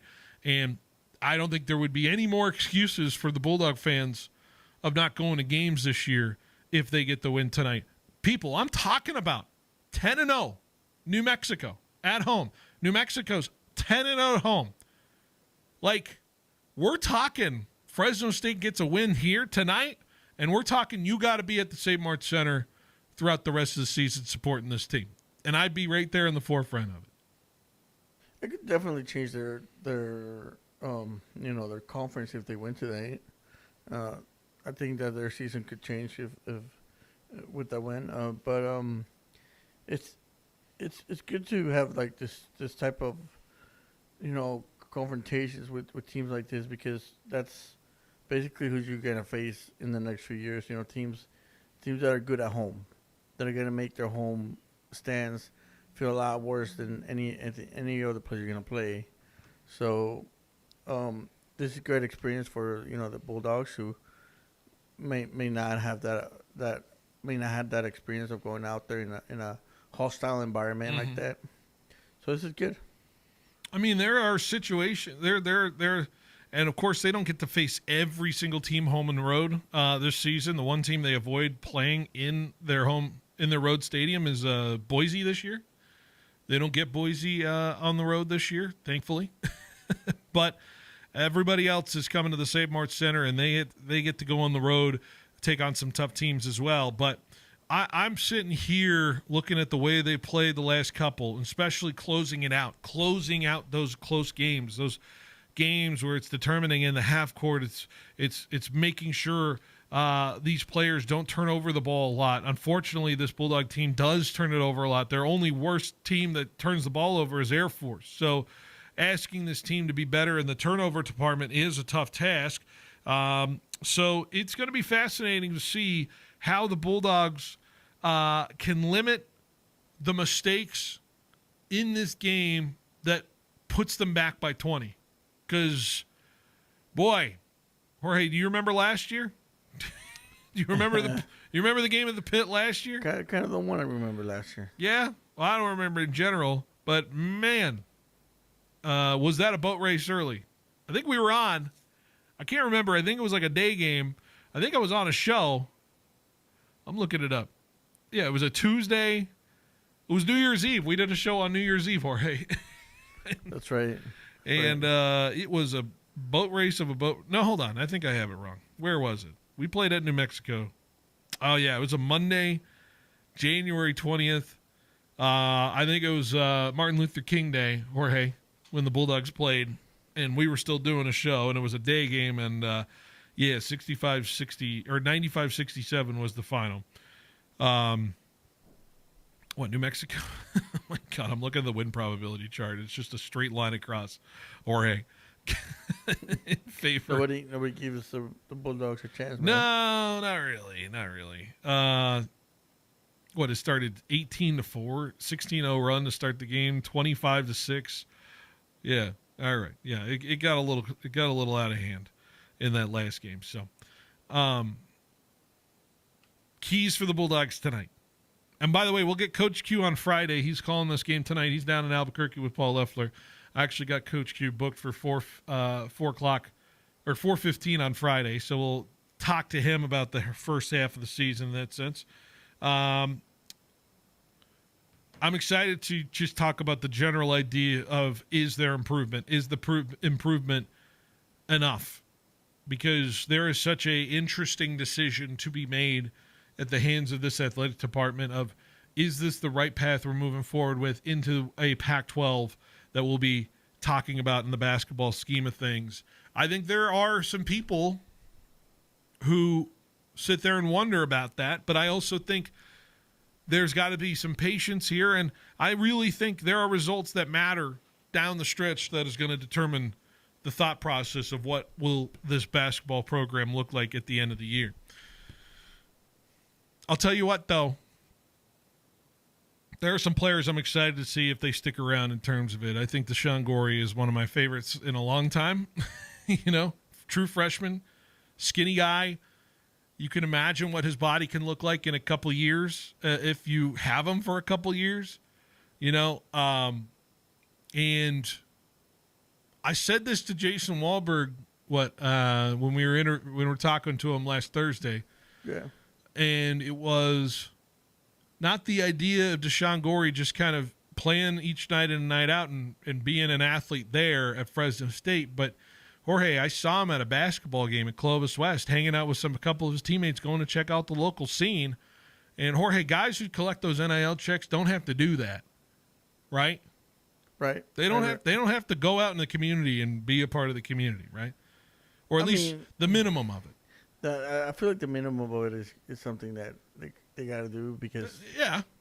But if you're that talented and have the NIL money already in your pocket, and I feel like you could do less of a community service. But But you know what I'm saying? He didn't have to go to a high school game. No, he didn't. You could be disenfranchised from the community you play basketball, especially if you don't feel like this is gonna be your last stop. Yeah, this is just a stepping stone situation. But I think there's legit buy-in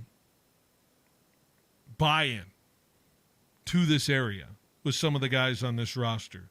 And is that enough? That's the question in this era. And it's so tough. The allure of everything surrounding college athletics. Is that enough to allow a program to build itself? I think there has been some incremental things that I've seen, that I've paid attention to, that tells me that maybe there is some stuff here that can defeat the great monster that is just the NIL churning monster. And I've seen it in the football program, and we'll talk about that momentarily with Jackson Moore when he comes on in a little bit. But out here, the idea and the allure and what you want as a player, and what kind of things you're seeking, I think the vetting process of that between the programs so far have been above and beyond as what it should be, as opposed to the mediocre status quo. And I'm excited to think of the prospect of what this basketball program can be if they add a couple of wins, because wins are contagious for teams. Wins are contagious. Wins are momentum, and wins can be huge. And yeah, you can make statements with games like this. Now, the Bulldogs were down a guy the last time. They went on the road and played in a hostile environment. Can they capitalize in a game in Albuquerque tonight against a team that, like I said, has never lost there before this season? I don't know. But I'd love to see what happens at tip-off. I guarantee you it's a better start than last year. I'll tell you that. Yeah, definitely. Most definitely. I think that the Bulldogs are a different team, and this year is going to be a lot different than what happened last year. Looking forward to it. 6 o'clock tonight. All right, let's take a break. Hey, you want to get Jackson Moore on the line here? Let's do it. Let's get him on, and we'll talk to him next on 1430 ESPN. The Central Valley Sports Leader has you covered for the local angle with the Central Valley Sports Report hosted by Paul Meadors. Paul is back for year 5 and is ready to give you the insight and knowledge of everything you need to know when it comes to high school sports. From the coaches and player interviews to the game recaps week by week, as well as talking with all the insiders that have the pulse when it comes to prep sports in the Central Valley. Central Valley Sports Report, airing 10 a.m. to noon. Live from First String Sports every Saturday on 1430 ESPN Fresno. Are you a business owner struggling to understand how cloud technology can help your business? Are you in need of computer and technology support for your employees? M-Cubed Technologies is your solution for fully managed IT services. 24 hours a day, 365 days a year. M-Cubed will be your partner in the digital world, allowing your business to carry on worry-free. We specialize in cloud hosting, Microsoft 365 management, general IT support, and VoIP phone services. Call M-Cubed Technologies today to discuss our partnerships.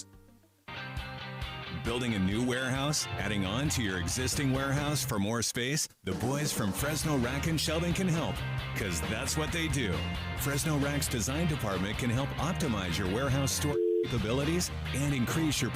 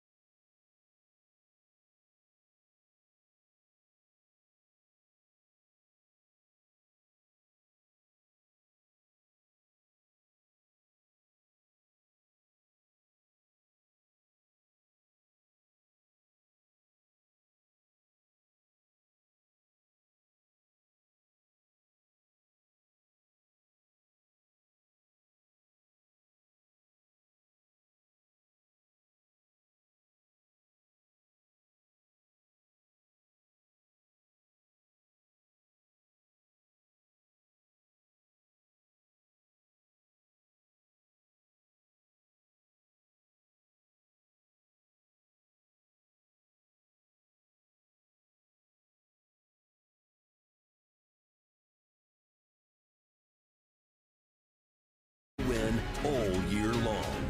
Only at Chichancy Gold Resort and Casino, where every day could be the day. Quick, where can you find a great selection of Tempur-Pedic, Stearns & Foster, Serta, and Mattress First bedding?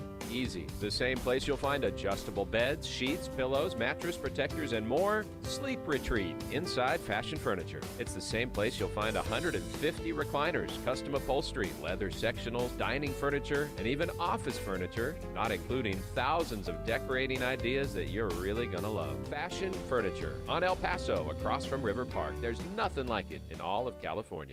At Helena Agri-Enterprises, we're committed to helping you make the best agronomic decisions for your farm. That's why we combine cutting-edge technology with superior product. Helena's agri-intelligence solutions use in-depth analysis to identify potential problems in the field before they take root. Combined with a complete line of high-quality crop production and crop protection inputs, Helena has the tools to help you increase productivity, enhance performance, and maximize your return on investment. Contact your local Helena representative or authorized dealer to create the right plan for your farm with Helena products and agri-intelligence solutions. On game day, don't just settle for weak snacks. You go big, like a boss. The Butcher Boss brings you the kickoff platter, stacked high with man-sized, fully cooked meats. Tender sliced tri-tip, fall off the bone, pork spare ribs, smoked sausage, fiery jalapeno poppers, already sliced, already prepped. This Sunday, don't just watch the game, own it with a kickoff platter from the Butcher Boss. So call today to pre-order yours. The Butcher Boss, 41 south of Riverstone.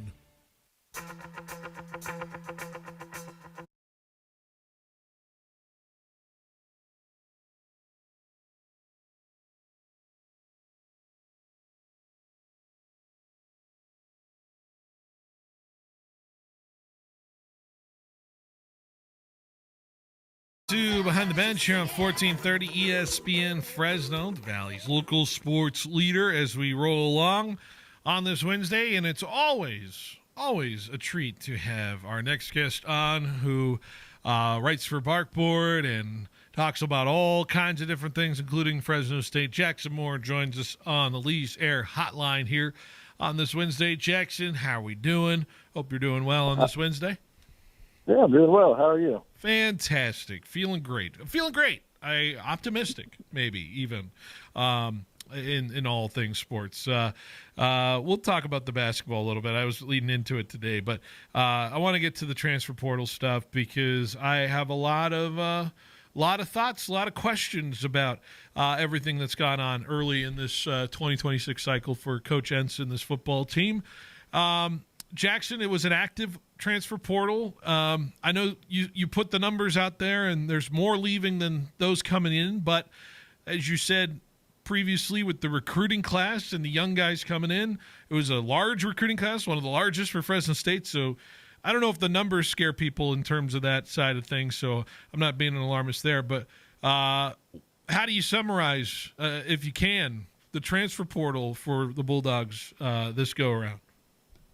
Yeah, I think with one more commitment today, I believe the numbers are at about 12 coming in and 15 going out, which is pretty solid so far. I think the bigger number is the outgoing. Only 15. I mean, that's pretty small when you look at other programs across the country. There's only a couple of other Pac-12 programs that are around that number, especially half of the conference is going through coaching changes, and those schools have upwards of 30 players leaving that they have to replace. So, sometimes that stuff's not the worst thing in the world. Sometimes teams upgrade throughout that process, but I think if you're the Bulldogs and you've got momentum and you're trying to keep continuity, they're in a really good place. And I think especially when you're talking about 12 commitments going in and 15 going out, players leaving, when you look at the 15 that are going out, there's probably only about 3 or 4 that you might wish would have stayed. Richie Anderson going to Texas A&M is a big loss that they have to fill, clearly. And we would have liked to have kept Jaden Davis, of course, as a local and a safety who was very promising and did a lot for the Bulldogs. But the large majority of that list are guys that have kind of been buried on the depth chart a bit. And, it's a world now where you can kind of part ways with some guys that maybe weren't going to help you and maybe use those spots to address other positions. And just about all the 12 guys coming in are guys that are being brought in to make an impact right away. There's a couple developmental players, but the Bulldogs have had very healthy roster movement this offseason. I think the biggest storyline is really just that you've got 27 seniors graduating and that you also have to find a way to replace them too. Yeah.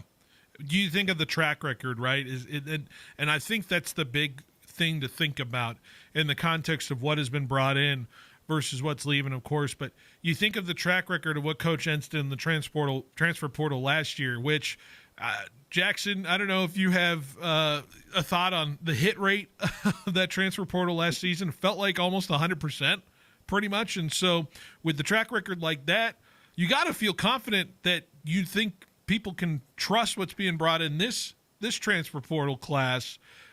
Is that the first thing that goes to your mind of like, well, events did it last year in that hit rate, which almost feels like impossible to repeat. But if there's a chance, it's this class too. Yeah, and I think that's a really good point, and you put a lot of credit on the coaches for it because it was only a few years ago, Kalen DeBoer, Tedford Part 2, where it seemed like the Bulldogs were just getting quite a few obvious immediate impact players that were very clearly going to come in and step in right away and make a big impact. I think about Nico Remigio and those types of players that already kind of had a resume, but were looking for a little more playing time and a little larger role. And those players just, even a few years later, there's not many of them to come by. A lot of them, they're going to get NIL offers that schools in the Pac-12 just can't compete with in many cases. So you think about last year's class, and you had guys like Jaden Pearson, who had a long college career but had never really done anything like he did this year for Fresno State. Martin Owusu, a guy that hadn't played much at all at Minnesota, as an instant starter for you here at Fresno State. Kavion Thunderberg, very similar thing.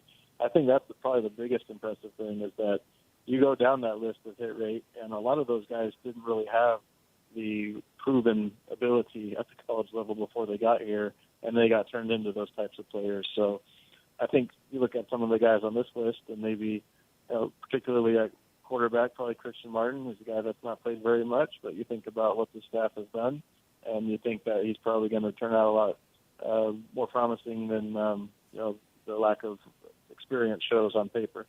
I guess the other side of it, though, is the one position group you look at in the transfer portal that didn't quite work out is that quarterback position a little bit from that transfer class. If you have to nitpick, which I think a lot of fans feel that way, that both quarterbacks that came in didn't necessarily light it up for this season. It might have been the biggest source of frustration for this season.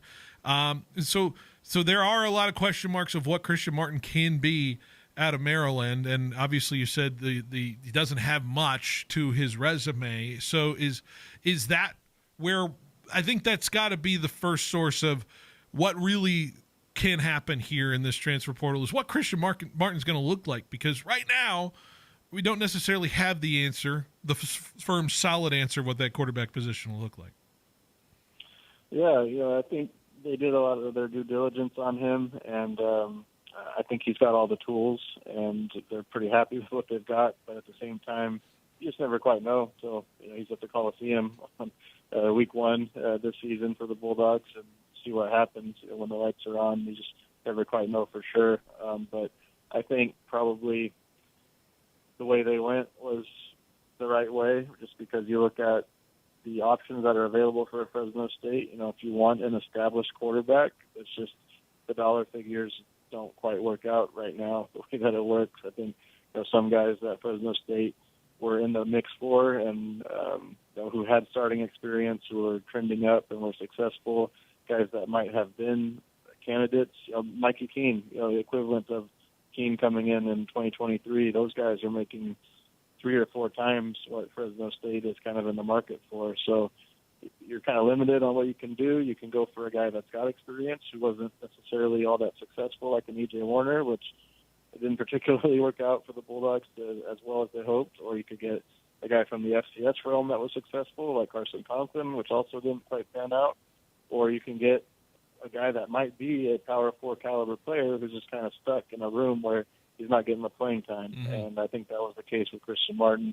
He was behind one of the best freshmen in the country this past season, who's not going anywhere at Maryland. So kind of similar in the Bulldogs' own room last year to Joshua Woods leaving the Bulldogs and going to start for Idaho. You kind of hope you've got a guy that at Fresno State's level, pulling down from the Power 4, who has the ability but hasn't had the opportunity yet. And those guys might not last long. If they have a great year, you might be right back at it looking for another quarterback next year, but that's when you hope that a Deegan Rose or a Jacob Chambers or even a Jaden Mandel within the Bulldogs roster might be ready to roll. I was watching Christian Martin tape, and I know it's limited. It's the high school footage and what he's done. He did have a nice touchdown, too, in a game against Michigan this past year, but he looks a lot different than the quarterbacks we've seen, like you say, like just physically, like much taller than Jake Haener, than Mikey Keene, than E.J. Warner. Like he's a 6'4" frame kind of guy, a little more powerful. And the thing that popped out to me is his movement in the pocket and an ability to kind of have an easy deep ball per se, which seems nice in theory. What's your evaluation from what you've seen out of Christian Martin tape, the limited ones that we have? Yeah, I think he does.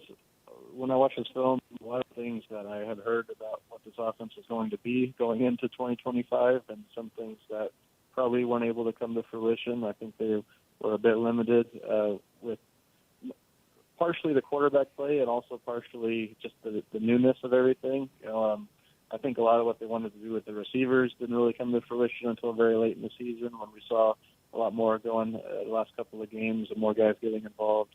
I think quarterback play, they had to adapt the guys that they had available. And so I think moving into the offense that they hope to expand, kind of be that 2.0 this year, I see Martin doing a lot of those things where the large majority of it is really just being able to make a quick read and getting the ball out fast and on target, especially with that size.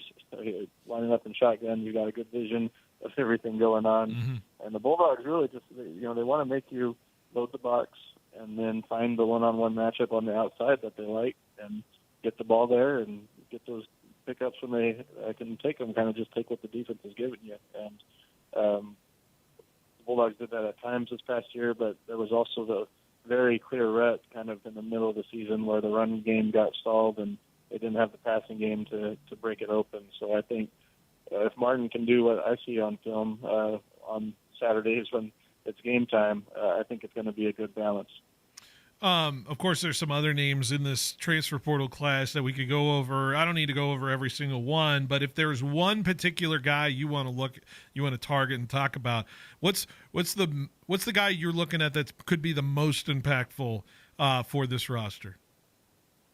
Yeah, I think probably Dylan Hampton coming from Sacramento State as an edge rusher is a big pickup with the Bulldogs losing both Ben Claypool and Corey Foreman, two of the best pass rushing edges.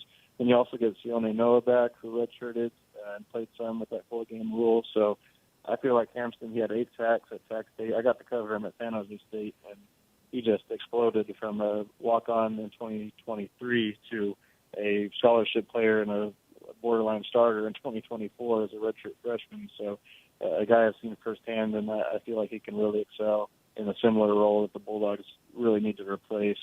And I'd also like to mention Manaki Watanabe, who is the kicker. Yes. It's not a position that's going to draw the biggest headlines during the offseason, but he went 21 and 22 last year, and he can do that, which I don't see why he couldn't. It's not he's making the jump from D2 to D1 from Ashland University, but it's not like a positional player. Same mechanics should do the same work at the FBS level. So looking forward to what his leg can bring to the team this year. 59 yards. He's got some range in there. That'll help. Yeah. What do you think? There's still some late additions into it. They land a guy from UCLA. How do you say it? Is it Croy Stewart? I believe so. Yeah. Who has ties to Simeon Harris. They go back to the Vallejo days. Do you have the inside scoop on their connection a little bit and what they'll fit in? Yeah, they both played at Benicia High School, and they're both Vallejo natives, and it's going to be neat to see them reunite. They played together at the high school level, and their connection goes pretty deep, so that's going to be a fun one to watch. The additions are still coming. Just landed an offensive lineman today, Patrick Barnett from UCF. So the O-line, they've got 2 now over the last week, which they had 0 before that, so it's encouraging to see some of the linemen coming in. I think the Bulldogs have some pieces coming back, but they also graduate a lot. So just numbers-wise, it'd be nice to have some players, whether they are immediate starters or even second-teamers. They've got to fill both of those spots. So not quite done yet, but semester has started, team activities have begun, and it's kind of getting down to it where you don't want to wait too much longer to bring in your final additions. Well, the roster construction, of course, is still finalizing, and they'll get into spring camp, which is, I think, starting in about a month or a little over a month from now when they get into it. But the next question I think a lot of Bulldog fans it's not necessarily how the team's going to play, but it's who the team's going to play, right? And I think that's the number one question left on everybody's mind is what is this 8th conference game going to look like? Now, I'll let you talk, and then I'll present a theory I saw on Twitter, which was fascinating to me. And maybe you know what I'm talking about, but what are you thinking is going to be the solution here for this 8th game? I know there's been discussion of having an alliance with another conference where basically the teams in the Pac-12, if there's 7 conference games, you're going to play 4 at home, or 3 away, or you're going to be 3 home, 4 away. So if you can score 8 games with another conference where you send your 4 teams that already have 4 home games on the road and then acquire home games for your other 4 that need a 4th to replace basically an absent 4th home game, you get those all lined up. So, that was the talk, but it hasn't been finalized, of course. So it does make you wonder. It seems like another route would be to have a home and home with your rival, perhaps, or however they want to sort that one out. But it would be nice, I think, just to have a additional non-conference game and have your clean round-robin version of conference play. Okay, so maybe you know what I'm talking about, or I was alluding to in the question, but one theory I saw that was really fascinating that I saw pop up. This was from a Pac-12 fan on Twitter. I saw it on Red FCFB, which I don't know if I'm sure you follow that Twitter account, talking about the final week of the year being a semifinal round between the top 4 teams in the conference, and the winner of that final week of the regular season would then go on to a conference championship in sort of a 4-team playoff in the conference itself. Is there any sort of viability to exploring an option? Do you think that could be the possible future of determining a college or a conference championship, at least for a small conference like the Pac-12 is right now? I like it as a solution for the big conferences, just because even if the 12-team Mountain West we've seen, it was a 4-way tie. It would have been awesome to have 4 teams play in a 4-team playoff. And there's even more teams in the Big Ten and the SEC. It just seems like at this stage, when you can't have everyone play each other and the schedules are unbalanced, that a 4-teamer would make sense. But then at the same time, you've got, does the one conference championship game even mean that much? It almost seems like a disadvantage for some teams to be playing in the conference championship when you're talking about the national championship and the college football playoff, having that extra game. I think for the Pac-12's sake, when you have only 8 teams, you should get a clean result here to where you know who your champions are. I do think the 4-team concept is neat. I think the bottom line for these programs, though, is that if you pencil out that last week for a playoff situation, you could have teams that only still get 3 home conference games and then play that additional game on the road. Yeah. Being their 5th, and that's going to be difficult for finances. So, I think they really need to make sure everyone has their 6 total home games, and it's going to be tough to do that when you don't know what the seeds are in a hypothetical 14 playoff. True, and you can figure that out in terms of maybe a distribution of some sort. I don't know. I'm just like an ideas guy, Jackson. That's kind of how I navigate. Of course, the teams that wouldn't make that top 4, they would still just play. Just kind of, again, in some form or fashion, if they finish in the bottom 4, you would just make those teams play each other. So nobody loses a game per se. But I don't know. I think it's a fascinating they got to get creative here, right? Especially with all the discourse around group of 5 and playoffs and seedings and, the TV money matters. And I would guarantee you people would be more interested in those games than just a standard end of the year Pac-12 game, right? Like that would generate more eyeballs as an elimination game. I don't know. Yeah, I like across the board these bigger conference playoffs to determine the championship. Yeah. And I think it would be neat to incorporate it into a greater playoff. Maybe you got the SEC bracket on one side, you got the Big Ten bracket, the group of 5 bracket somewhere. We'll find a way to get all that in there. But then, then you only get one SEC team in the Final 4, and they're going to complain about that. So I just don't know what the answer is to figure out all these conference championship games and playoff expansion. Yeah, nobody knows the answers, Jackson. We're just all careening around in the dark here in college football. But, at least it's fun to think about. Hey, what's your one big thought? Tonight, the Bulldogs play at New Mexico for the basketball team. They've won 2 in a row at home. There's some momentum here. New Mexico's undefeated at home, so I don't know how much viability there is into expecting the Bulldogs to win tonight. But do you have a big thought into tonight's game for the basketball team? Yeah, it's a tough one because the Bulldogs have some nice momentum going, and it's a real feel-good story right now at the current moment. But this New Mexico team is pretty strong. They're not just undefeated at home; they've basically blown out everybody at home. All their conference wins are like by 20 points that they have won, especially the ones at home. And Zayon Collins is questionable tonight, and we just saw what the Bulldogs looked like without him in a similar setting at San Diego State. So I kind of feel like this one is just about getting out of there healthy and surviving, and then trying to score a big win against Grand Canyon on Saturday at home, which if they have a healthy Zayon ready to go, I think they can do. Certainly. Of course, it's all about just kind of rallying and getting those wins. But, crazy things happen in basketball. Who knows? Hawaii Pacific beats Boise on road, so anything can happen, right? So I'll never let them think about. I'll never let them. I'm not going to forget that one, Jackson. I'll never forget that one this year. So, hey, how can people find you? What you do, and where can people, follow what you do? Yeah, blackboard.com. We've got all of our coverage there. Fresno State. We've got a deal going on currently for VIP. You can join for $1 on your first 2 months and get in on this transfer portal stuff and our upcoming spring coverage. Got a bunch of interviews coming with transfers and early enrollees. And you can also find me on X at Jackson Moore 24/7. All right, Jackson. Well, I appreciate your insight as always, and hopefully we can get you on again down the road. So, hey, one last question: who you got this weekend between the conference championships? Let me get a prediction from you real quick. I'm gonna go Patriots and Seahawks here. All right. No Devontae Love. No rooting for the Rams on that side. Right. I'll be pulling for Devontae, but man, that home field advantage is going to be tough. Yeah, it should be. All right, Jackson. Appreciate it as always, and have a great rest of your Wednesday.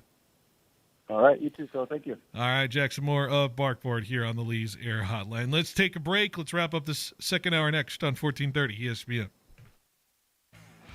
ESPN Fresno is proud to bring back the Student Athlete of the Week. Each week, we'll honor a local high school standout for their performance on the field, in the gym, or on the court. It's our way of celebrating the hard work, dedication, and talent of Valley athletes who give it their all. And it all leads to Student Athlete of the Year. Do you have an athlete you believe is worthy of this award? Enter them in at 1430ESPNFresno.com today. The Student Athlete of the Week, shining a spotlight on the stars of tomorrow. Hey Bulldog fans, Marcus McMarion here. On the field, it's all about trust, performance, and results. That's why you got to go to Ed Dina's Auto Center. They treat you like family with unbeatable prices and a winning lineup of new and pre-owned vehicles. Don't just sit on the sidelines. Get in the game with a ride you can count on. Visit Ed Dina's Auto Center today, where the deals are always a touchdown.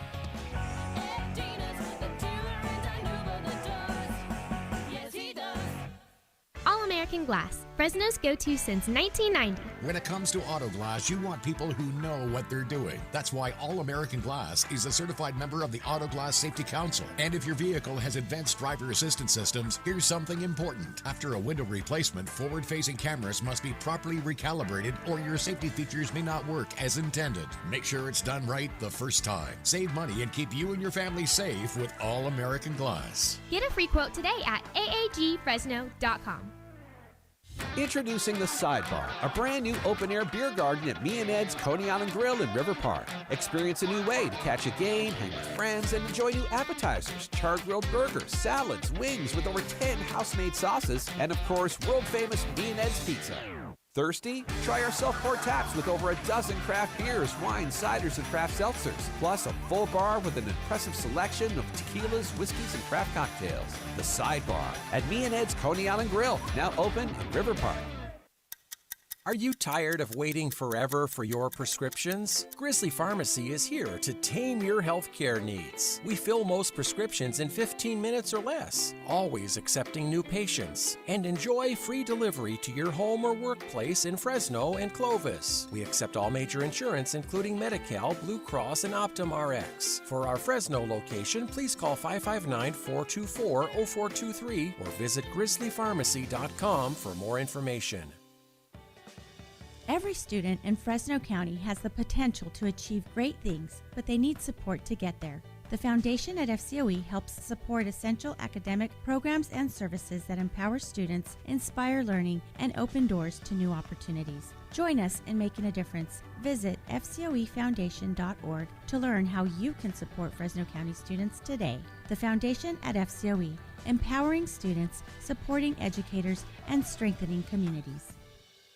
Still thinking of chain link or wrought iron for your fence? There's a smarter option. Steel panels from Pacific Steel Supply right here in Fresno. Get a clean, modern look with more privacy, long-lasting durability, and customization options like color and finish, all at a cost-effective price. And Pacific Steel Supply will match or beat any company's pricing. Need it to be fast? They offer around-the-clock service. Get your free quote online at PacificSteelSupplyInc.com. Pacific Steel Supply, built strong, priced right. So winter's officially here, and the last thing you want is your house cold and your furnace sounding like it's auditioning for a beatboxing competition. That's why Lee's Air Plumbing and Heating is running their $99 furnace tune-up special. It's the perfect time, because nobody wants to see their breath inside the house. And let's be honest, layering 3 jackets indoors isn't festive, it's desperate. So get ahead of the cold. Schedule your $99 furnace tune-up today at leesair.com. That's leesair.com. Happy holidays from your locally owned and operated Lee's Air and Heating. CLN 635-355.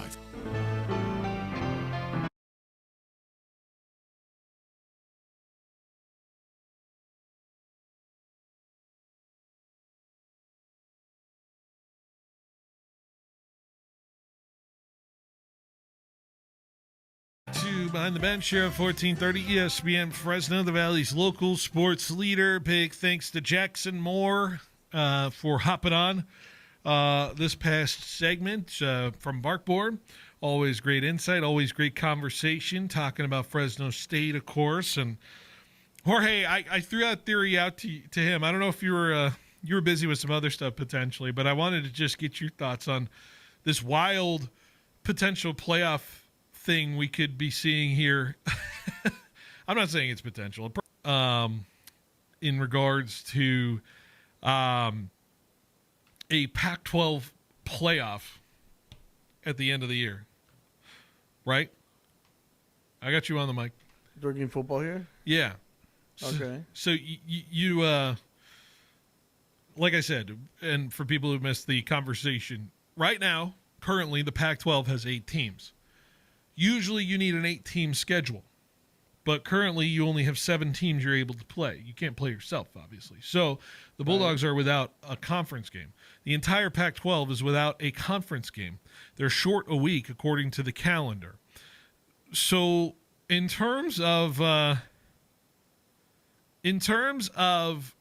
what they could do to add an extra game, instead of just doing just a random home and home, arbitrary like home and home with somebody, I think there's a real consideration here, and the Pac-12 could do something really fun, which is in the final week of the season, Jorge, you create a 4-team conference playoff for your conference championship.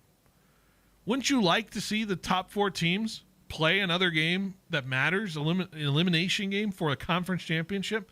It doesn't change much, really, other than, so if we look at last year's, per se, Pac-12 rankings, Boise would host Fresno State in a 1-4 matchup. San Diego State would host New Mexico in a 2-3.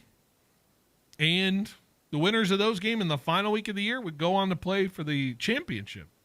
Would that be more fun than just arbitrarily playing, who was it, San Jose State last year at the end of the year just because your schedule says so? I find it way more interesting in that way, right? Yeah, that's interesting. Yeah, that's a new take. But I feel like if you already played them once already, during the season, you're gonna play them again. You're gonna play them again in the conference championship anyway, so why not move it up a week? Because you're dying to have a week. True. Like, instead of arbitrarily playing Washington State 2 times this year, right? Like, why not play it for when it matters? Right? Yeah. I feel that's... I mean, if the calendar allows it, I feel like that should be good. But I honestly think also that they could use that week as a resting week. You don't want to lose a game, though. No. Nobody wants to lose the game there that week. Because you want to have a game in terms of revenue of, like, Before TV money. go. Yeah, you don't want to lose relevance to the conversation. You lose a game that week, you're not going to get in the college football playoff if you're going to consider yourself a Group of 5 school. Right, Jorge? It's like the way you make the game matter at the end of the year instead of, like, just arbitrarily playing Oregon State again is you play the team as sort of a semifinal to get to a Pac-12 championship. I find that way more So, like, in practice, it would be the top 4 teams in the Pac-12 as it speaks. So, like, Boise hosts Fresno State. What if Washington State goes to San Diego State, right? And then the bottom 4 teams, they don't just lose a game. They'll play each other. So if, let's say, Colorado State finished in last, they play Utah State, the 5 seed, just for funsies. I don't know. It matters. And you have a game on your schedule. Same with Texas State and Oregon State, if they were the 6 and 7, right? I see your point. I think that it makes sense. It could be done, but I don't know if it's doable, though. I don't know if they could do logistically just do one more game like that. True. The question is there is a potential, and Jackson said it, there is a potential for having a home game lost in that opportunity because you would have to play an extra road game because you're not guaranteed the 6th home game. You could get the 6th home game if you're a better seed, but isn't that worth playing for that opportunity, right? Like, you deserve the extra home game because you won enough to earn the home game. So maybe there's the carrot that dangles in front of that, because now it puts more stakes to every part of the operation of a team that winning matters. And it's not just on the coach and the players, it's on the whole operation, right? Yeah. I'm still thinking, like, logistically changing up just so, and the only ones that would play would be like the top 4, right? No, everyone would play, but only the top 4 would matter towards determining the conference champ. The other 4 just play a game just to play a game. You're just adding the extra game to the schedule, and whoever needs the home game gets the home game.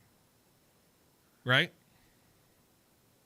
And so then why not play like, so you would have to play in like the 1 against the 4. 1 against the 4, the and 2 against the the 3. Would be like the 5 against the 8. 5 against the 8, just to add a regular season game to the end of the schedule. It's 7 versus 6.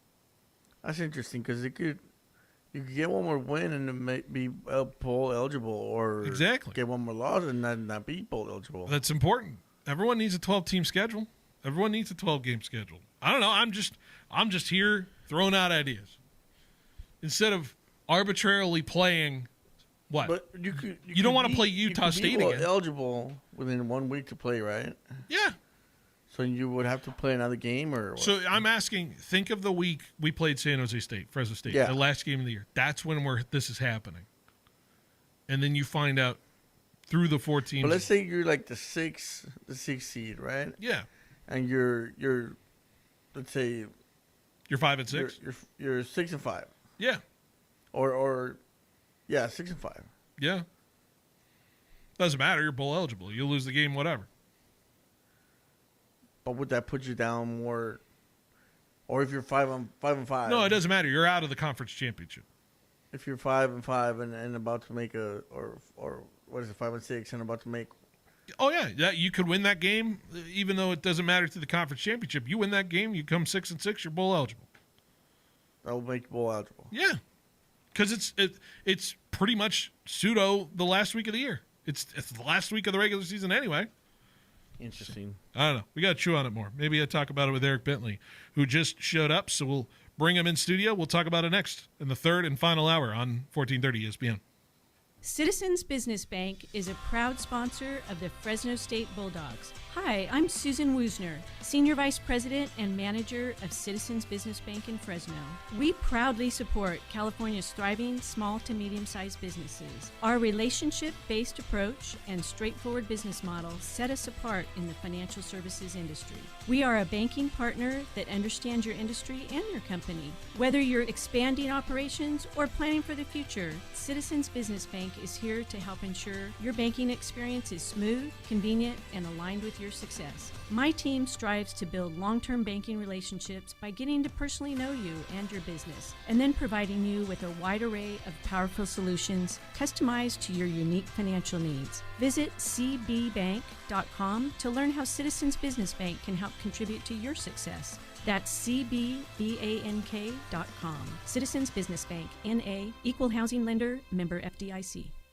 New year, same hunger, better value. KFC is starting things strong with $5 bowls, classic or spicy. We're talking creamy mashed potatoes, sweet corn, melty cheese, and crispy nuggets all stacked in one bowl. Go classic or bring the heat with bold, spicy flavor. And if you want to start the year playing offense, grab a $5 Maddie's Cheesy Nuggy Gravy Bowl. Crispy nuggets, rich gravy, and plenty of cheese. No shortcuts. Big flavor, big comfort, just $5. Only at participating local KFCs for a limited time. Bulldog basketball is back and heating up the Save Mart Center. Don't miss any of the exciting action as both the men's and women's basketball teams take on the Mountain West this season. Make sure to bring the whole family to root for your hometown Bulldogs as they compete for that Mountain West championship Fresno would love to bring home. Tickets start as low as $5 for select games. Grab them at GoBulldogs.com today, and we'll see you at the biggest party in the Valley. Go Dogs! Welcome to A+ Signs. Thanks. Yeah, I need some custom exterior signs for my business. Great. What's the name of your business? C+ Signs. Wait, you own a sign company? Yep, C+ Signs. And you want us, A+ Signs, to make your signs? Yeah, I need them really fast, and we can't touch our turnaround times. We are kind of known for that. For signs that stop traffic, drive traffic, and even direct traffic, call A+ Signs. Remember, A+ has great technicians to service and repair signs, too. Yeah, we got a guy, but he's afraid of ladders. Citrus season is in full swing. When harvest pressure is on, Kubota delivers dependable power, easy operation, and the performance growers rely on in the Grove. There's still time to get the right tractor this season at Pioneer Equipment, your authorized Kubota dealer. With Fresno and Reedley locations, Pioneer Equipment, your authorized Kubota dealer, has the equipment, parts, and service you need when timing matters most. Make this citrus season count. Visit Pioneer Equipment, your authorized Kubota dealer today at pioneerequipmentca.com. Back the birds, Fresno. Don't miss another week of Fresno Pacific University Sunbirds action at the Special Event Center. Dribbling with the left hand. She's going to fire another three. That one good as well. 3 straight threes on 3 straight possessions. All games are just $10 for fans 18 and older. 17 and under get in free. Back the birds, Fresno. Catch both men's and women's basketball before the season wraps up. Don't miss the excitement. For schedule and ticket information, visit fpuathletics.com today. See you there. Angie's List is now Angie, and getting your to-do list done just got easier. Between back to school and with the holidays around the corner, it can feel like there's no time to tackle home projects. Whether you need help with emergency repairs or major upgrades, Angie matches you with top local pros who can get the job done right. Browse reviews, see upfront pricing, and instantly book hundreds of projects. Save time for what matters most. Book your next project at Angie.com. That's ANGI.com. Your home of the San Francisco 49ers. 1430 ESPN, the Valley's local sports leader. KFIG Fresno. I'm Christine Lisi on ESPN. It's the first game of a Wednesday NBA doubleheader. Cavaliers have built themselves a sizable lead, up 45-25 in the second quarter on the Hornets. Donovan Mitchell, 8 points, 2 rebounds, and a couple of assists. The Knicks, who've won 12 straight against the Nets, have a 24-11 first quarter lead on Brooklyn. Pacers 18, Celtics 16 in the first quarter. NHL, Red Wings and Maple Leafs tied at 1. Detroit's Pat Kane 3 points away from passing Hall of Famer Mike Modano for the most by a U.S.-born player in NHL history. Sabres and forward Josh Doan agreed on a 7-year, $48 million contract. He's played a major role in the team turning around its season as it seeks to end a 14-year playoff drought. 13 seconds, a missed field goal, the catch, all added up to Bills owner Terry Pegula feeling like his team had hit the proverbial playoff wall, resulting in his sole decision to fire coach Sean McDermott. Felt a different voice was needed after the despair and sadness he saw in the locker room following the AFC divisional round loss to the Broncos. Had nothing to do with discord or disconnect. GM and new president of football operations Brandon Beane leads the search for a new coach. Josh Allen will be involved in the coaching search. Meanwhile, the team's franchise QB may need right foot surgery soon. It's not expected to impact his availability for OTAs. 49ers GM John Lynch confirming receiver Brandon Ayuk will not be back. Either a release or trade will come in due time. Baseball, Yankees and outfielder Cody Bellinger agreed on a 5-year, $182 million contract, ending their standoff, reports ESPN's Jeff Passan. Hey, this is Rich Eisen. Coming up on Thursday's show, former Pro Bowl O-lineman Teron Armstead joins us in studio. We'll preview the championship games and break down the latest of the NFL coaching carousel. That's Thursday on The Rich Eisen Show on Disney+, the ESPN app, and ESPN Radio.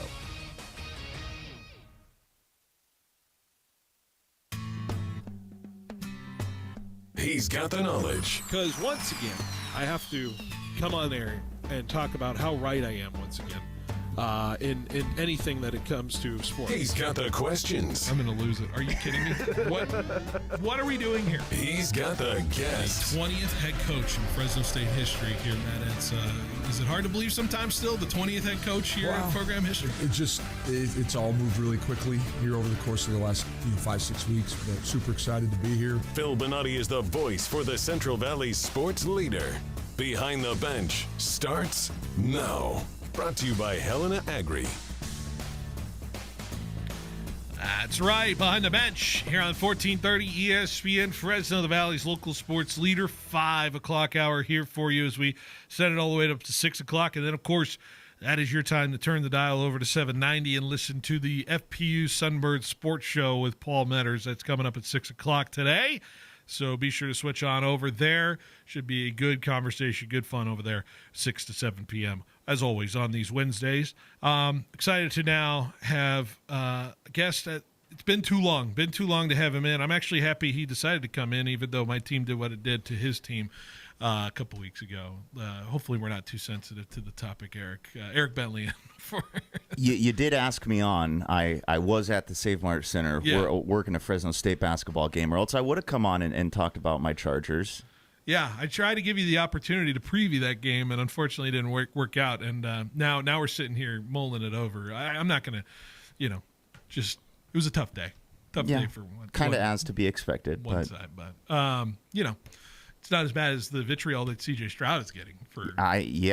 That was took tough. The heat off. That took the heat off Herbert real nicely. The C.J. Stroud stuff that happened. Yeah, I'll tell you what. My mom's a Texans fan. She's been a Texans fan, ever since David Carr got drafted there, and she stuck with it. So props to her. So we went to the Chargers-Texans game, and so I've kind of been following along. Obviously, Texans a little bit with the Chargers. Yeah. So to watch CJ have that tough of a evening against you guys, I know my mom wasn't too pleased. Yeah, I would bet, and thoughts and prayers to your mother. Yeah, she's hanging in there. Yeah, I'm glad she's working it out. Anyways, it's good to have you in because I haven't talked to you really a lot about everything that's going on in the sports world. Of course, NFL playoffs, what we've talked about are the strangest season that people have on record in terms of how it's gone. Of course, we're sitting here with this Final Four, which, there's some teams that are expected here. There's some teams that aren't.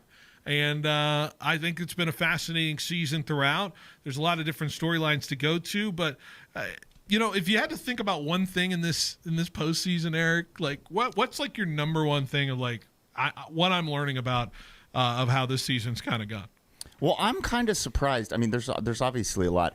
I'm kind of surprised that the top seeds, for the most part, held up because it kind of felt like going into the playoffs, this was going to be a more wide open year than we've seen in the past. And we get here to championship weekend, and it's still pretty chalk for the most part. Chalky. So that was interesting to me. Without Mahomes, you've got maybe is Josh Allen going to squeeze in there? You had the Buffalo-Jacksonville matchup, which I think took a potential run out of one, out of one team.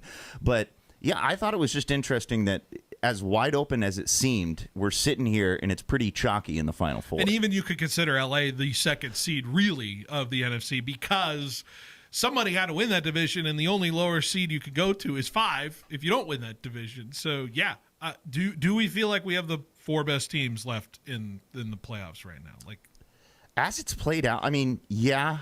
Probably, again, that Jacksonville Buffalo matchup going into it, I feel like there was probably a little bit more weight on the winner. The winner of this game can make a run, and so I think if Jacksonville gets past Buffalo, we might have a little bit different of a story, painted going forward. Yeah. But yeah, I mean, I don't know. Yeah, I think Jacksonville probably theoretically better than the Patriots in terms of both sides of the ball. They just got the benefit of Buffalo going into their building and Josh Allen doing what Josh Allen does.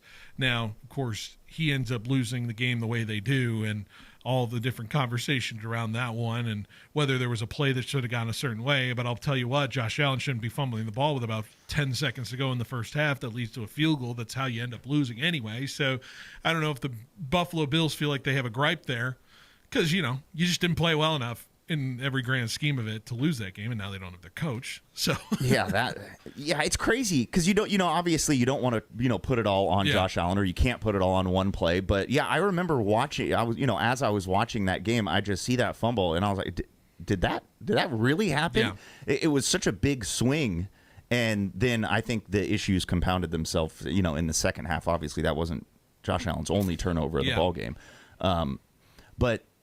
Yeah, I mean, if you look at it, I do think we pretty much do have the best four teams still remaining, in the Rams, the Seahawks, the Patriots, and the Broncos. The team's playing the best, too.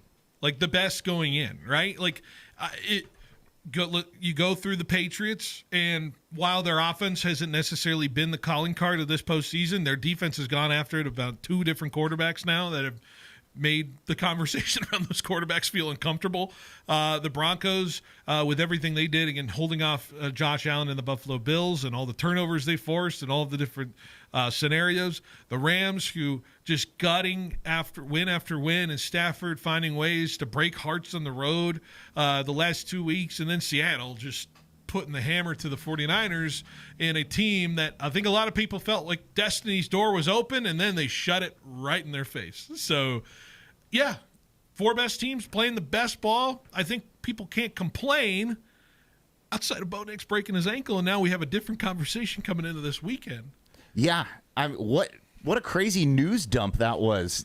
Post game, he's on the field, does the interview. People thought I was lying. I was saying the news that I was with a bunch of friends, and I said the news, and Phil, you're lying. Like you're making stuff up. Yeah, I mean, I looked at my phone and I was like, "There's no way." I thought I was getting whatever the fake Schefter is, or and then I was like, "That's crazy." It prevents such an interesting situation. Going in there playing a backup quarterback as a Patriots fan, kind of. I'm curious as to your. I really hate it. I really am going through it right now. Because, I mean, you're when you think about it, you're going up against a guy who obviously is good enough to be on an NFL roster, and you don't know what to expect, and he's got nothing to lose.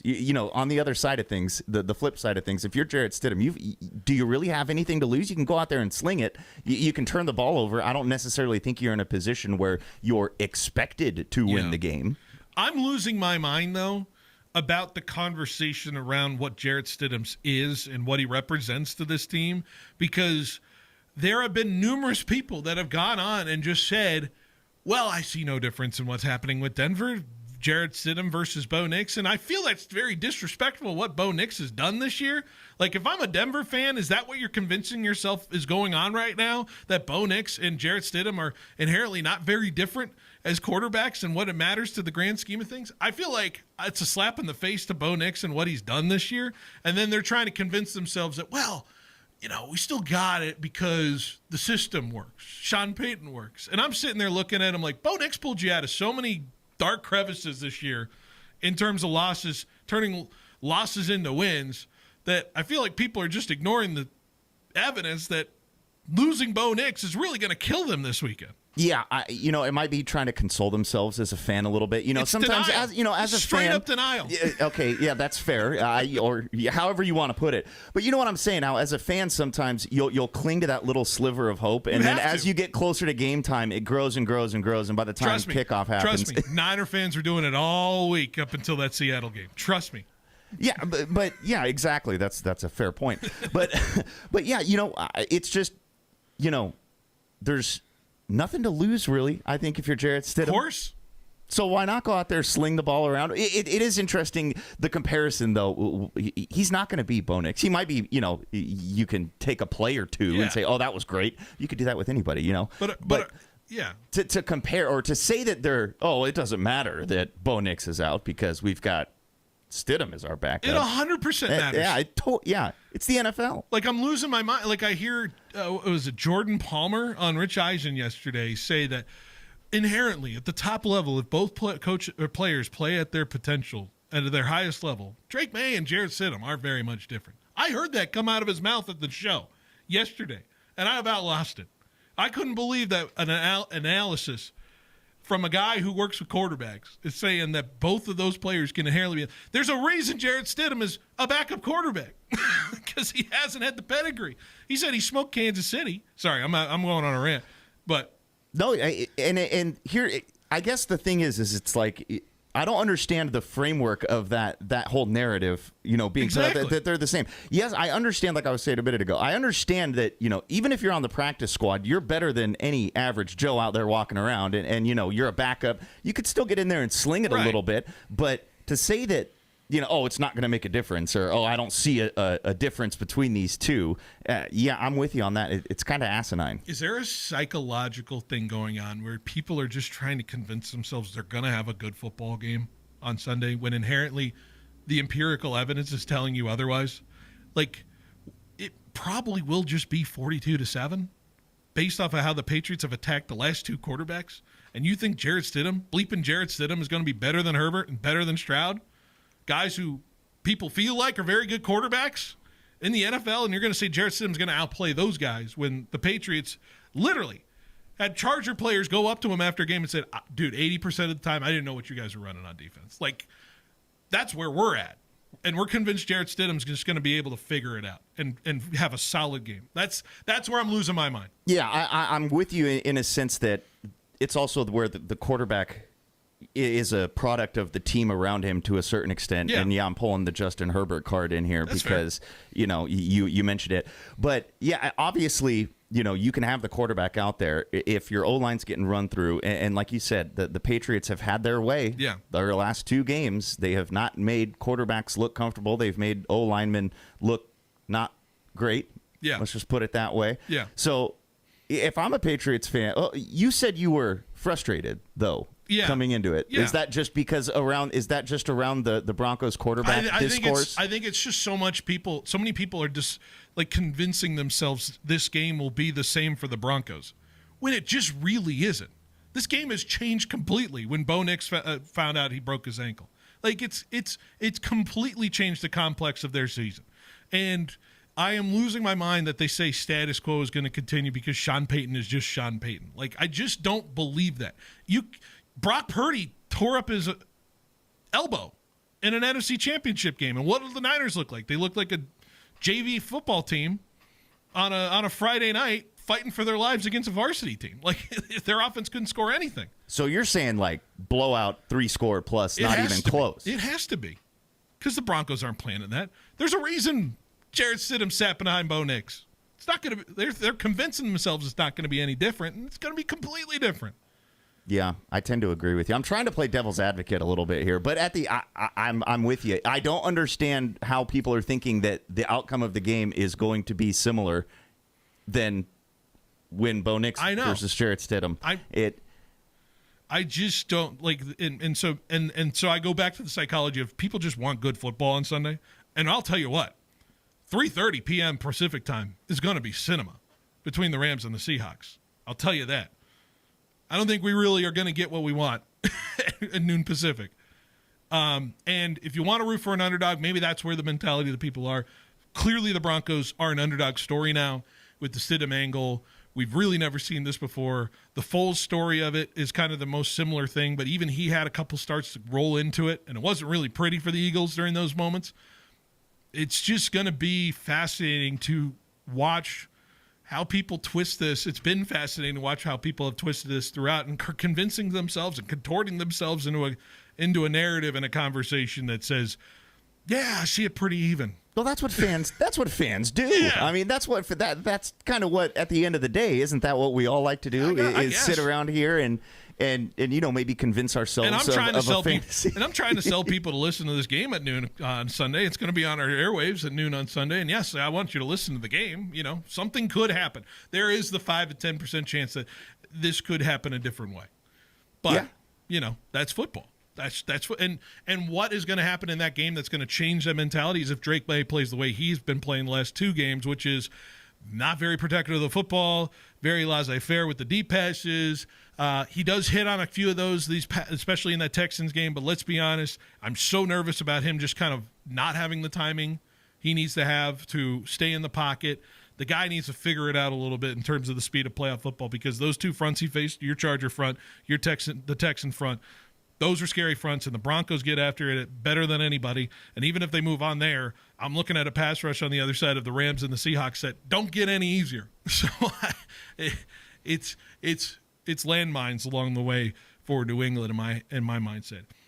Can I quickly transition to the other game real quick? Because we don't really absolutely. Because I don't feel like I'm not listening to a lot of stuff about this game. When we think of the context of a guy we went to college with, Davante Adams, who was there, he didn't play in the last Seattle game. And to me, that's the big X factor of this game between the Rams and Seattle. Because if you think about how they played the last time they played, the Rams had 3 straight possessions where they punted and then they missed the field goal to basically allow Seattle to get back into the game. And I wonder if there's a key couple of first downs there. You saw the throw to Davante in overtime that kind of got them into the field goal range that eventually won it on the sideline. Do you feel like people are discrediting the Davante factor of this game and what he represents as a guy who's going to change the complex of what the Rams' outlook is going to look like against Seattle on Sunday? Yeah, I mean, it's kind of hard to say that when we're talking about Davante Adams. Yeah. But, I do think that you're right in a sense. He doesn't – I don't want to say he doesn't get a lot of talk around him because, again, that's not – but I guess in this game specifically, I hadn't – it hasn't really been talked about a lot, at least that I've heard, the fact that Davante missed that last – It was right after he injured his hamstring against Seattle. Detroit, yeah, I mean, you'd be dumb to say he's not a game changer or a guy who's going to come in and make a play. Stafford can find him. We've seen it, how many times before where, he's the go-to guy. It doesn't matter. Davante's down there somewhere. We're going to get him the ball. I'd be surprised if it wasn't, a big factor. And the cliff is so steep for these wide receivers, right, when it comes to the fall off. And we're like, I'm afraid to negotiate that kind of conversation about Davante because he's playing at such a high level. But we know the cliff is somewhere. It comes fast for a lot of the top wide receivers. And so if not now, when is the conversation I have about Davante. And I know he's only one part of this team, but it feels like there's a lot of last chances for this Rams team. I know McVay and I know what they have, but Stafford's getting no younger. This feels as good as an opportunity with a team they've been able to handle for the most part outside of a bad fourth quarter. This feels like the last little bit of chance for the guys that especially matter here to this local area. Davante Adams feels like the real last shot they have to win a Super Bowl. That's so wild to think about. Kind of makes you feel old a little bit. Yeah, I'm with you. It is crazy to think about it, but yeah, I mean, obviously, there's scenarios where maybe, he gets out and goes to another team, late in his career. But I'm with you in a sense that it does feel like this is probably, he's not going to get another chance better than this, or at least he's not guaranteed another chance better than this. So, maybe light a little fire under Davante, have a big game, go to the Super Bowl, play in his backyard, right? Yeah. From Palo Alto, just down the street. Feels like it's got to line up for him, man. It feels like it's got. I hope so. It's got to. Good guy. That's a good story. All right, I want to take a break because I have an interesting exercise. Of course, we had the 5 at 5 to do, and so I have you come in because we are historians. We love the history of the game. We've watched so much football in our lives. A lot of football. And Jorge is going to be a part of this too, judging it. We have the 5 at 5. Top 5 conference championship games of the last 25 years. I can't wait to hear about these rankings. So let's take a break, and when we come back, we'll do that next on 1430 ESPN. Get your day started with Rich Eisen. Puka Nacua is the best receiver in the National Football League. Did I stutter? You did not. Okay. He gets the football, and it's just like 9 yards every time, right? And you're like, oh, it's going to be a first down. And then Davante Adams is wide open. And then that means the run game can work as well. The play-action game of the Rams is lethal. Lethal. I mean, Stafford sits back there, and if he gets a second of time, he's just ripping, and there's chunk plays everywhere. Rich Eisen, brought to you by Citizens Business Bank.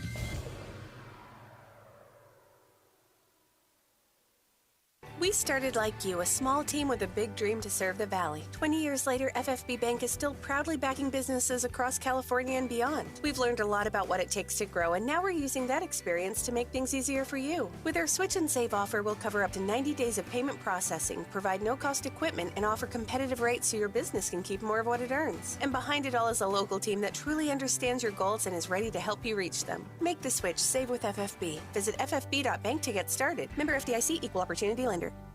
Why pay more when you can get the best prices in the South Valley at Valley Pure Wood Lake Outlet? If you're looking to save big without sacrificing quality, this is your go-to destination. Shop smarter with unbeatable deals on today's most popular brands, all at outlet pricing. Check out the online menu at valleypure.net. Then stop in and stock up.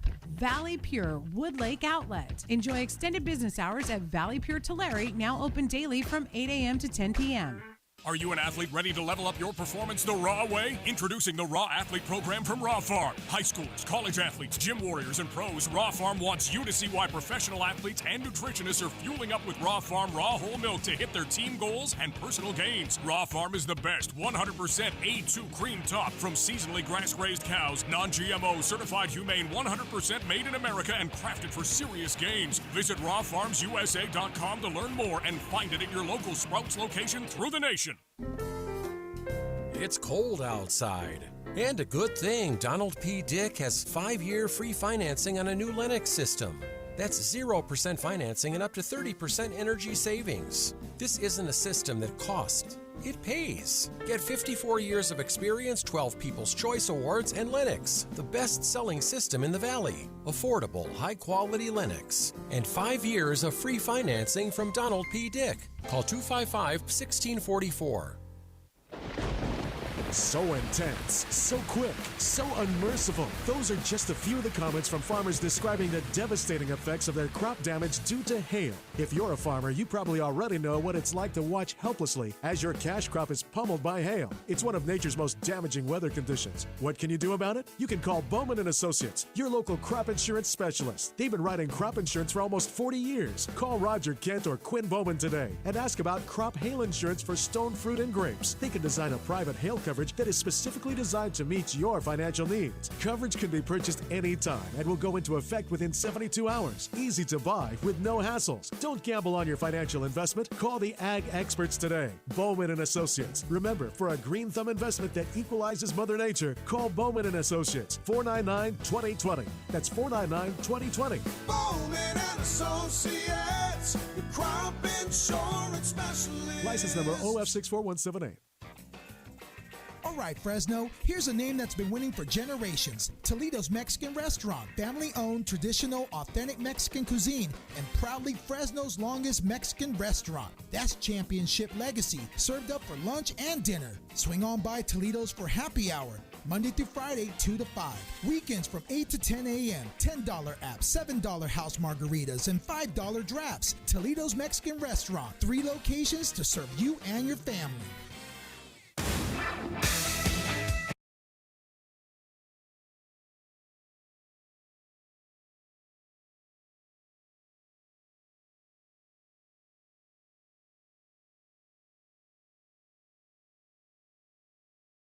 Channel 1430 ESPN Fresno, the Valley's local sports leader. It is 5 o'clock hour, which means we got our 5 at 5 to do.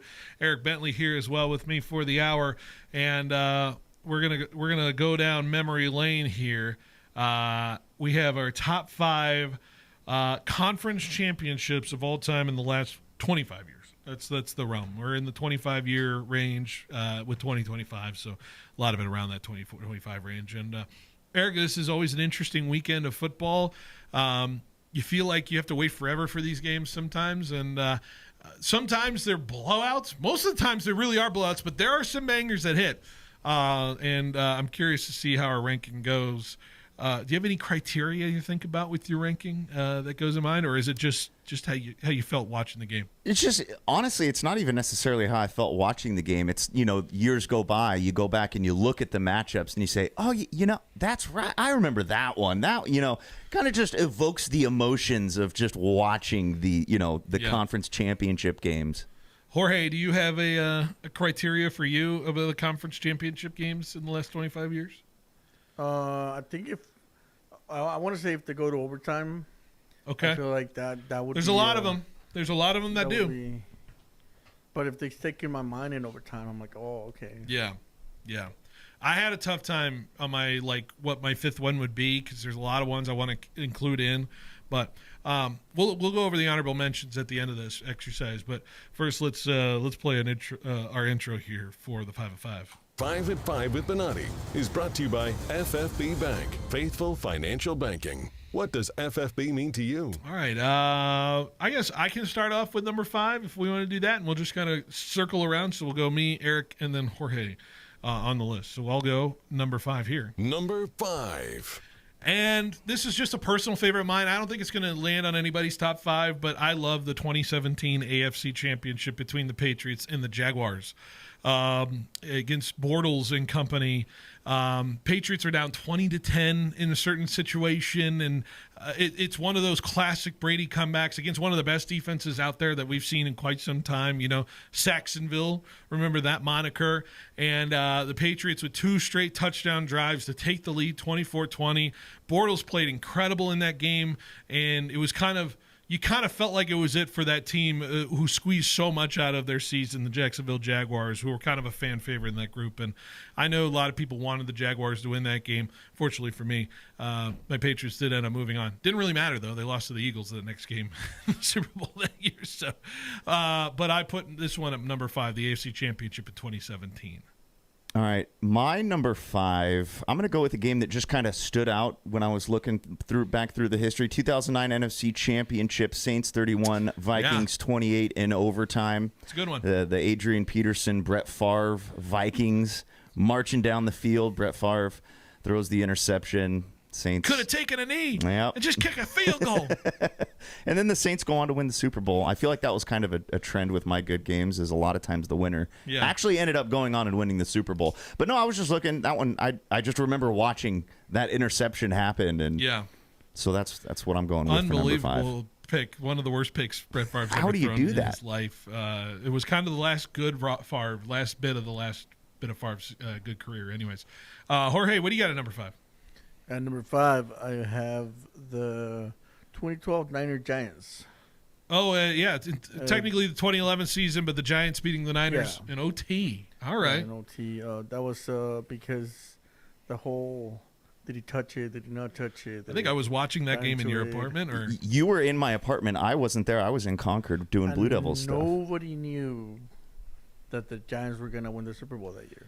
Nobody thought. Nobody really gave the Giants a chance into that season, and somehow Kyle Williams' knee touched. I was in your apartment. You were out in Concord, right? Yep. Doing your thing. But I remember watching that with some Niner fans, and just the soul leaving the body kind of game for the Niners. What's such a magical season with Alex Smith at quarterback, first Harbaugh year. That's a tough one to swallow if you're a Niner fan. Of course, there were some better things to follow, and then some not so good things to follow after that. But good entry at number 5. Let's go to number 4.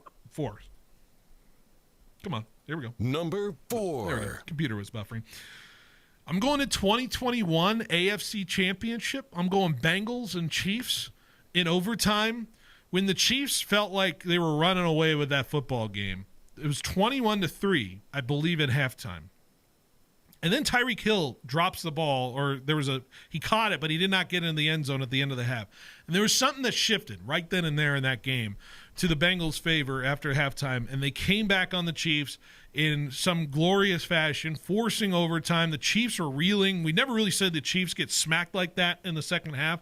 And then the Bengals ending up going to the Super Bowl for the first time in like 30 years with Joe Burrow.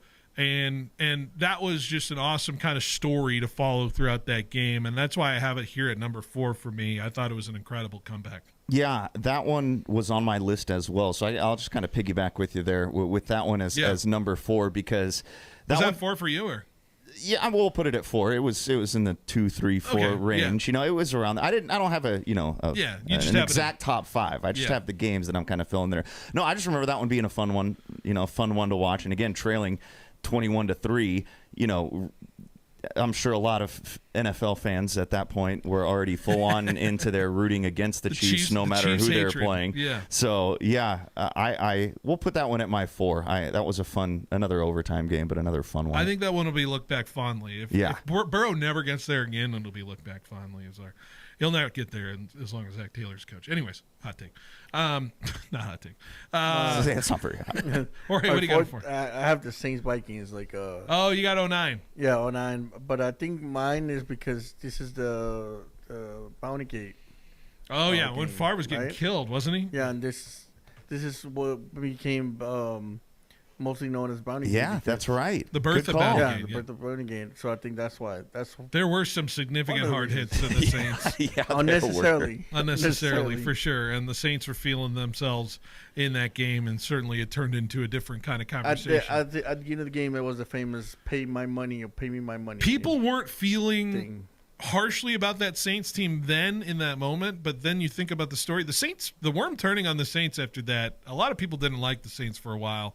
I think that's where some people really don't like Sean Payton as much because of that whole kind of Bounty Gate scandal or whatever, and the cockiness, and the Saints going from a lovable, awesome story out of Hurricane Katrina to I don't like that team at all. So wild. I totally forgot about Bounty Gate. Yeah, crazy. That was a fun one.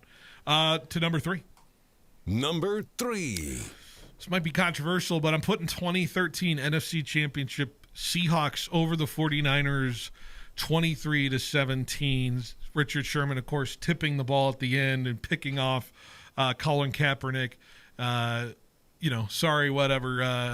Receiver Crabtree, as you like to call him, right in front of Aaron Andrews' face. But it announced the Seahawks as a defensive force, as a team. People really felt like that was the Super Bowl that year, the way it turned out. And that Seahawks team was certainly a formidable foe. Felt like the Niners really had a shot there, but boy, they were awful on offense in the second half, and it allowed the Seahawks to get back into it. But just also just a horrendous injury to Navarro Bowman in that game, if you remember. Outside of that, but what a wild, and there was just hate. Well, so much hate in that game, which for me is so good when it's a hated rivalry like that. I'm up next. Yeah, geez, what am I doing? I'm gonna go. Sorry for you. I'm going to go 2015 Broncos over Patriots. That's fair. Peyton's last ride, obviously, in Denver. You guys had a shot, was it to tie it with a 2, I believe, late? Gronk had the 4th and goal touchdown, and then Brady threw a pick for the 2-point conversion. And that might be another one where, even though it's still later, 2015, the Patriots have won a lot recently. There might have been some... It solidifies Brady Manning, though. Like that really, like I know Brady Manning was solidified for a while, but to have that be the final chapter really just it has to be the top of the quarterback versus quarterback rivalry. I don't think it gets better than that. You can go. I don't know. Mahomes doesn't really. I mean, Mahomes and Allen is like one-sided. People want to make it like that, but really, it's got to be, there's so many different ways you saw that rivalry go. Oh, yeah. And ebbs and flows. And Manning kind of got it better at the end than Brady had it early. I don't think it gets any better than that. And that being the final chapter, I would say acknowledge that as a top 5 AFC or conference championship. Ori, what do you got? Yeah, 3. I have the Seahawks Niners. Okay, you have the same as me.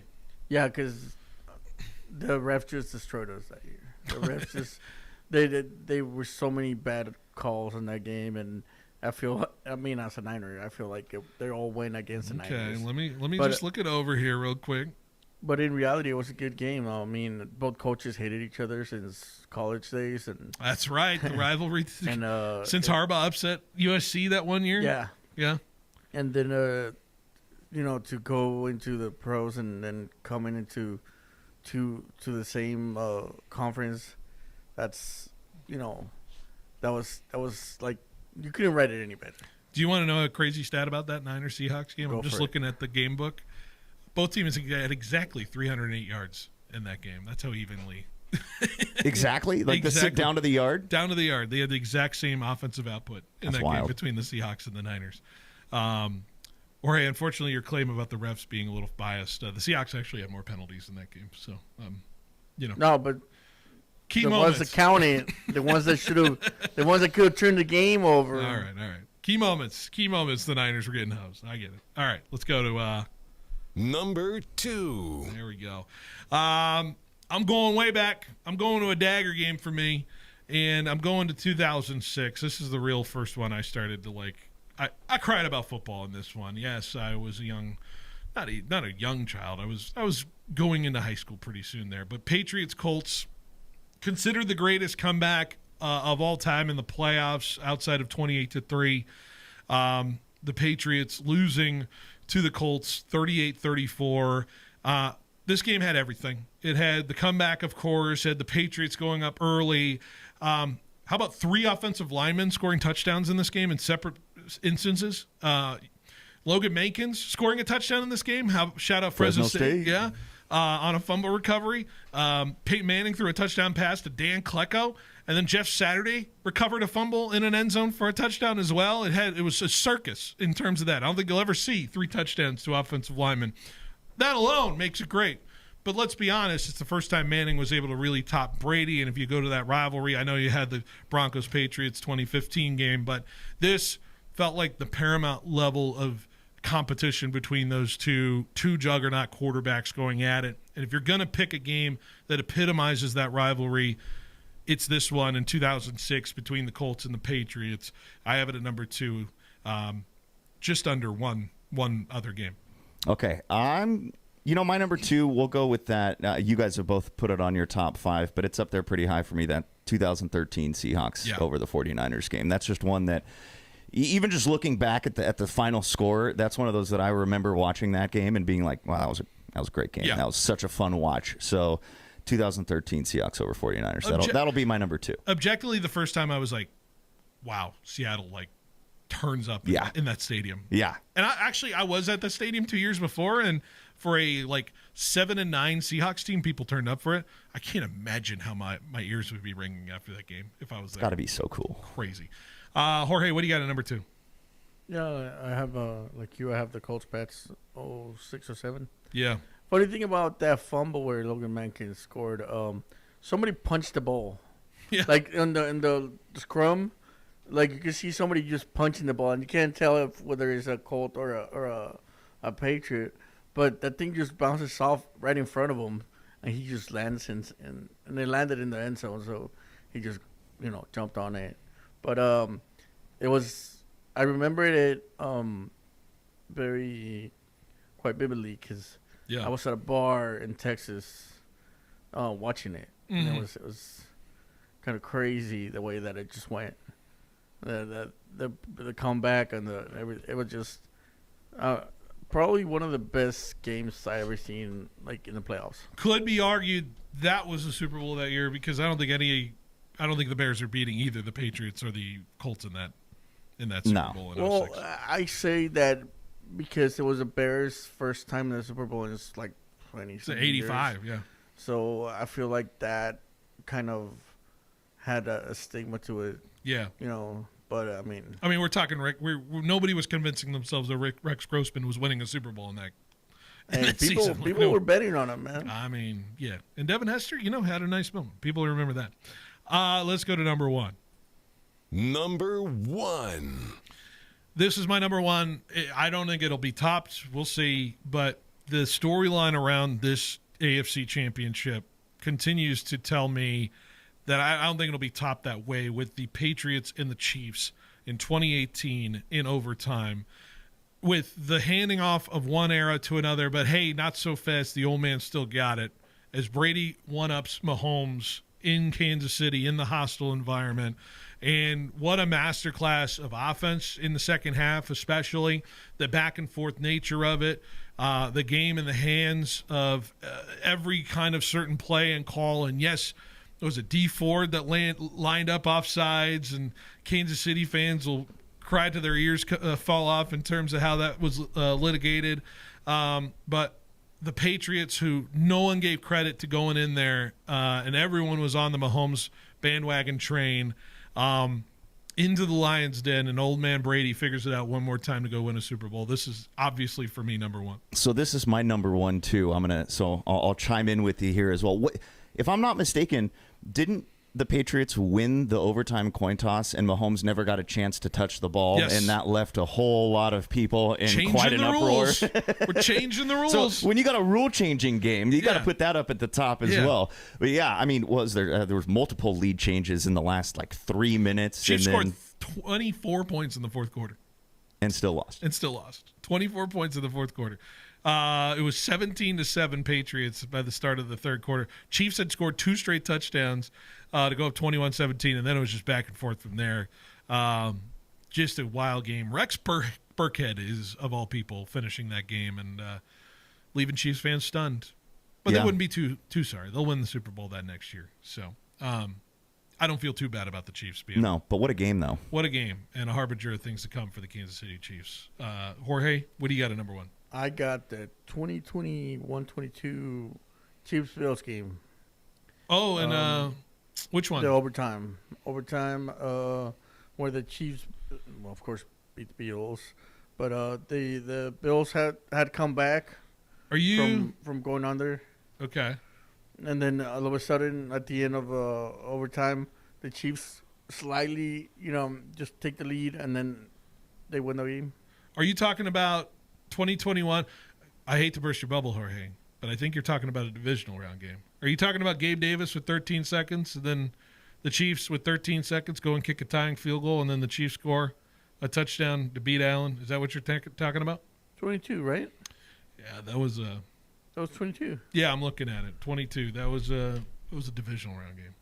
Oh. What the hell? Oh, man, I'm sorry. All right, then. Well, then I'll go with this one. Then go with last year's. Go with the Bills Chiefs last year. No, I'll go with the Niners Lions. Lions? Yeah, 24-0 comeback, right? Or the comeback game. Yeah. Where they always thought that the Niners were dead, and talk about it. When we come back, Purdy. Kyle's greatest comeback. Yeah, because it was the Lions just came out and just started, scoring, and catch. They felt it. The one hand, the what was the passing? It was off a helmet or somebody, and it just fell into Ayuk's hands or something crazy like that. It hit something. It hit a player. And should have been a pick. Oh yeah. It took me a second. Landed like the hand of God, just placing the ball into his arms. It was crazy. And then we got the run game going with McCaffrey. Yeah.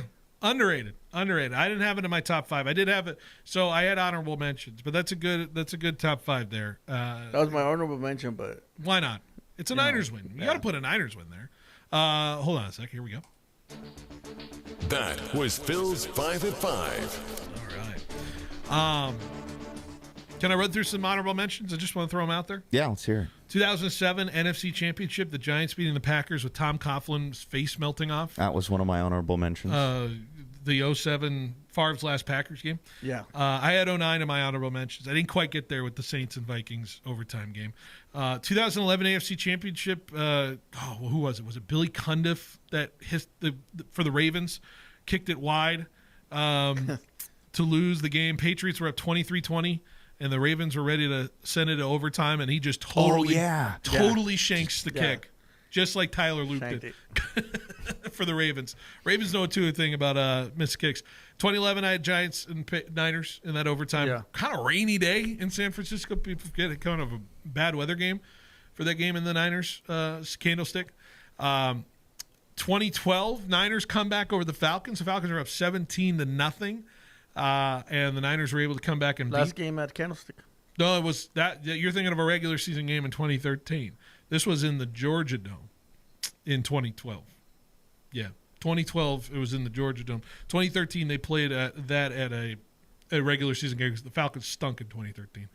So I did some video research today, so I watched. Is that the where pick six? Yeah, the pick six. So Willis from Bowman or Bowman return. Yeah, that's a regular season game on Monday Night Football. Okay.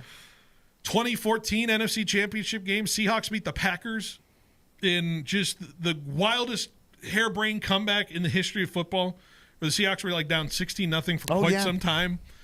Russell Wilson threw 5 picks, and somehow Bostic. Yeah, it was 4 picks. Seattle recovered an onside kick. Yeah, and then Rodgers somehow finds a way to lead a game-tying field goal down whatever, and then to throw to Curse to win the game in overtime, walk-off touchdown. That game doesn't get talked about enough. That Seahawk-Packer game. Yeah, it was one of those like good but clunky games. Yeah, clunky. Wait, was the Niners Saints the one that was the last Niners Saints versus? No, you're thinking 2011. You're thinking the Drew Brees. The last Candlestick playoff game was when Kaepernick ran all over Green Bay. That's right. 2012. Quickly, Broncos, Patriots, 2015. I did have it on my short list. 2018, Rams and Saints. The review that showed that the Rams really. Oh yeah. Oh yeah. Saints got hosed on the call there. On the pass interference. No PI. And then Greg Zuerlein hitting a 57-yarder in overtime. 2021 NFC Championship. Rams beating the Niners. Just a really solid game between those two teams at SoFi to send the Rams to the Super Bowl. And then 2023, I had 49ers beating the Lions in that comeback. High-scoring game between them and Detroit. So there you go. Those are my short list. And feel good about it. Will we have another entry this week? Well, I was just about to say, it feels like, based on the three of our lists, when an NFC West opponent plays an NFC West opponent in the championship game, it seems like there's some pretty good instant classics in there. Fireworks. It's worthy of remembering. Certainly. It's worthy of remembering. All right. Hopefully we'll get that. Let's take a break, and when we come back, we wrap up the show next on 1430 ESPN.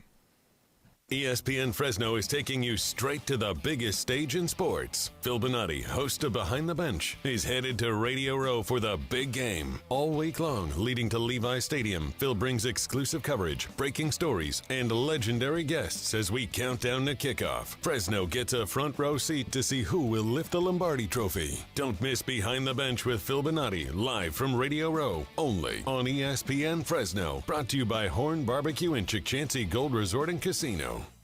At Chick-Chancy Gold Resort and Casino, we're serving up a deal you don't want to miss. Introducing Deal and Dine, where your game earns you a feast. Buy in for just $200 at any table game. Play for 1 hour and enjoy a free buffet meal at the California Market Buffet.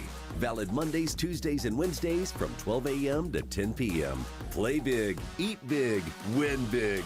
Deal and Dine, only at the Chick-Chancy Gold Resort and Casino. Quick, where can you find a great selection of Tempur-Pedic, Stearns & Foster, Serta, and Mattress First bedding? Easy. The same place you'll find adjustable beds, sheets, pillows, mattress protectors, and more. Sleep Retreat, inside fashion furniture. It's the same place you'll find 150 recliners, custom upholstery, leather sectionals, dining furniture, and even office furniture, not including thousands of decorating ideas that you're really gonna love. Fashion Furniture on El Paso, across from River Park. There's nothing like it in all of California.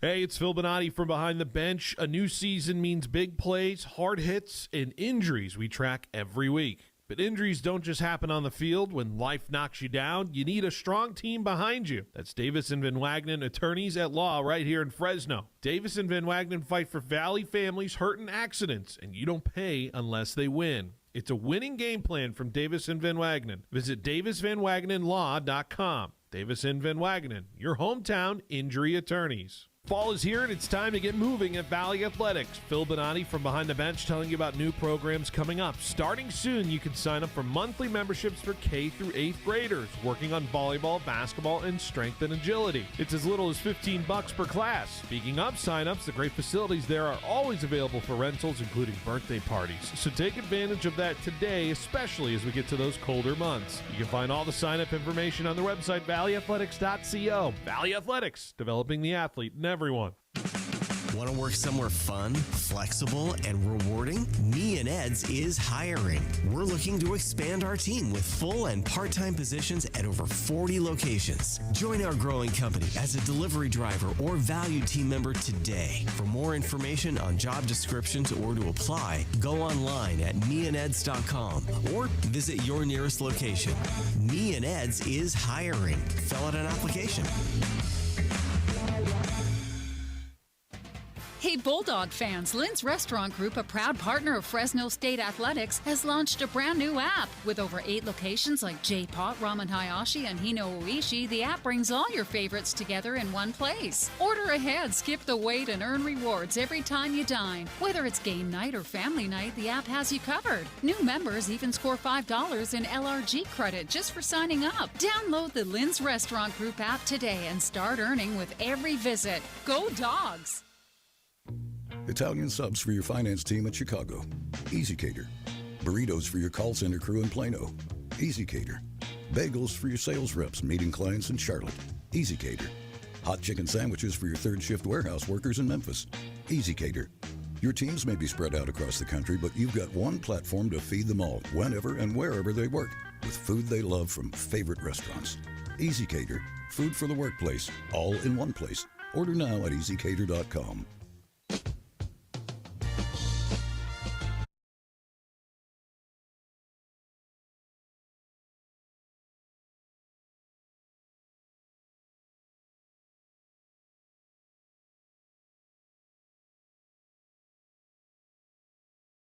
In Fresno, the Valley's local sports leader, wrapping up our evening and sending it off to our folks who handle the FBU Sunbird Sports Show. Hey, FBU, you ever heard of them? Yeah, great school. Yeah, great at track and field, I hear. And it looks like we got some track and field stars. Reigning Pac-West Conference champs. Yeah, it's pretty good, huh? So looks like we'll have that on the show coming up over on 790. So as soon as we wrap up here, you're going to want to switch over to 790. Paul Matters is here. He'll be hosting the show again here on these Wednesdays, 6 p.m. to 7 p.m.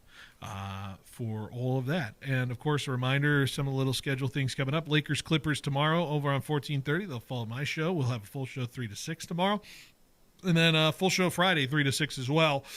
Of course, NFL football is going to be on Sunday. AFC Championship to start. NFC Championship to follow. All starting at 11 a.m. with the pregame Patriots and Broncos. Then Rams and Seahawks will be back Monday to recap it all for a full edition. Lakers are going to be back on the road. So we'll play up to the start of the Laker game on Monday. So speaking of basketball, I asked this question to Eric because we're going through it. You're going through it a lot. I'm kind of going through it recently. Losing Jimmy Butler as a Warriors fan. You're a Kings fan. And, boy, which fan base cares less about basketball right now? Maybe that's an unfair question because it's definitely a very unfair question, but go ahead, go on. Well, which one is it, Eric? It's the Kings. It's the Sacramento Kings. I'm saying that with full confidence. It's a rough life. What are we just back to the mid 2000s and early 2010s, and we're in the Boogie Cousins era again? It's not even fun because it's not even Boogie Cousins on your roster, Yeah, at least with Boogie, he was the kind of the cornerstone of the team. Yeah. Now we're kind of just floating in old expired contracts man's land. We got Sabonis. You got Sabonis. But he ain't moving the needle though. Yeah. Jorge told me he's locking in on the Sharks. We needed to sell after the Fox trade, but we decided to try and hang on and compete for some reason for a play-in spot last year, and that really sold us this year. And now you turned into like the 2021 Bulls with DeRozan and Levine and bad. Just what are we doing? It's rough, but I'm sticking with it. Light the beam sometimes. At least Westbrook's trying to fight people out there. I forget you guys have him. That's insane. That might be worth the price of admission. Just Westbrook being a crazy guy. Light the beam. Light the beam, right? Can the beam fix Jimmy Butler's ACL? No, I don't think it will. And so he's got to stay away from the substation. I think I say it. Well, thankfully we'll play up in the Bay, right up in downtown SF. So that ain't too bad, huh? We'll like that. All right. Anyways, I said tongue in cheek. I know you guys are going through it. My Warriors are kind of going through it, but we'll see how. Just think about the rings. Yeah, exactly. I like those rings. Hey, those rings are nice. All right, Eric. Well, I appreciate you joining me as always. And, I don't know what you're rooting for right now in sports. You don't have the Kings helping you out, but you should be a Sharks fan, man. I know you're kind of a shadow hockey guy. But yeah, kind of in the shadows. I would get on this bandwagon, this Sharks bandwagon. It's been fun. I'll tell you what, I watch a lot of FPU sports in person. Go Sunbirds. There you go. Hey, go Sunbirds. That's a nice little lead into our show. So great plug in there. All right, Eric. Appreciate it as always. And we'll see you next time. Yep, thanks. All right, FPU Sunbird Sports Show coming up soon in about 4 minutes or so. So switch over to 790. Tune in there. And we'll see you next time, 3 o'clock tomorrow. It's going to be a good show. We'll see you then over at Fashion Furniture. FPU Sunbird Sports Show next on 790. High school basketball lives on ESPN Fresno thanks to A+ Signs.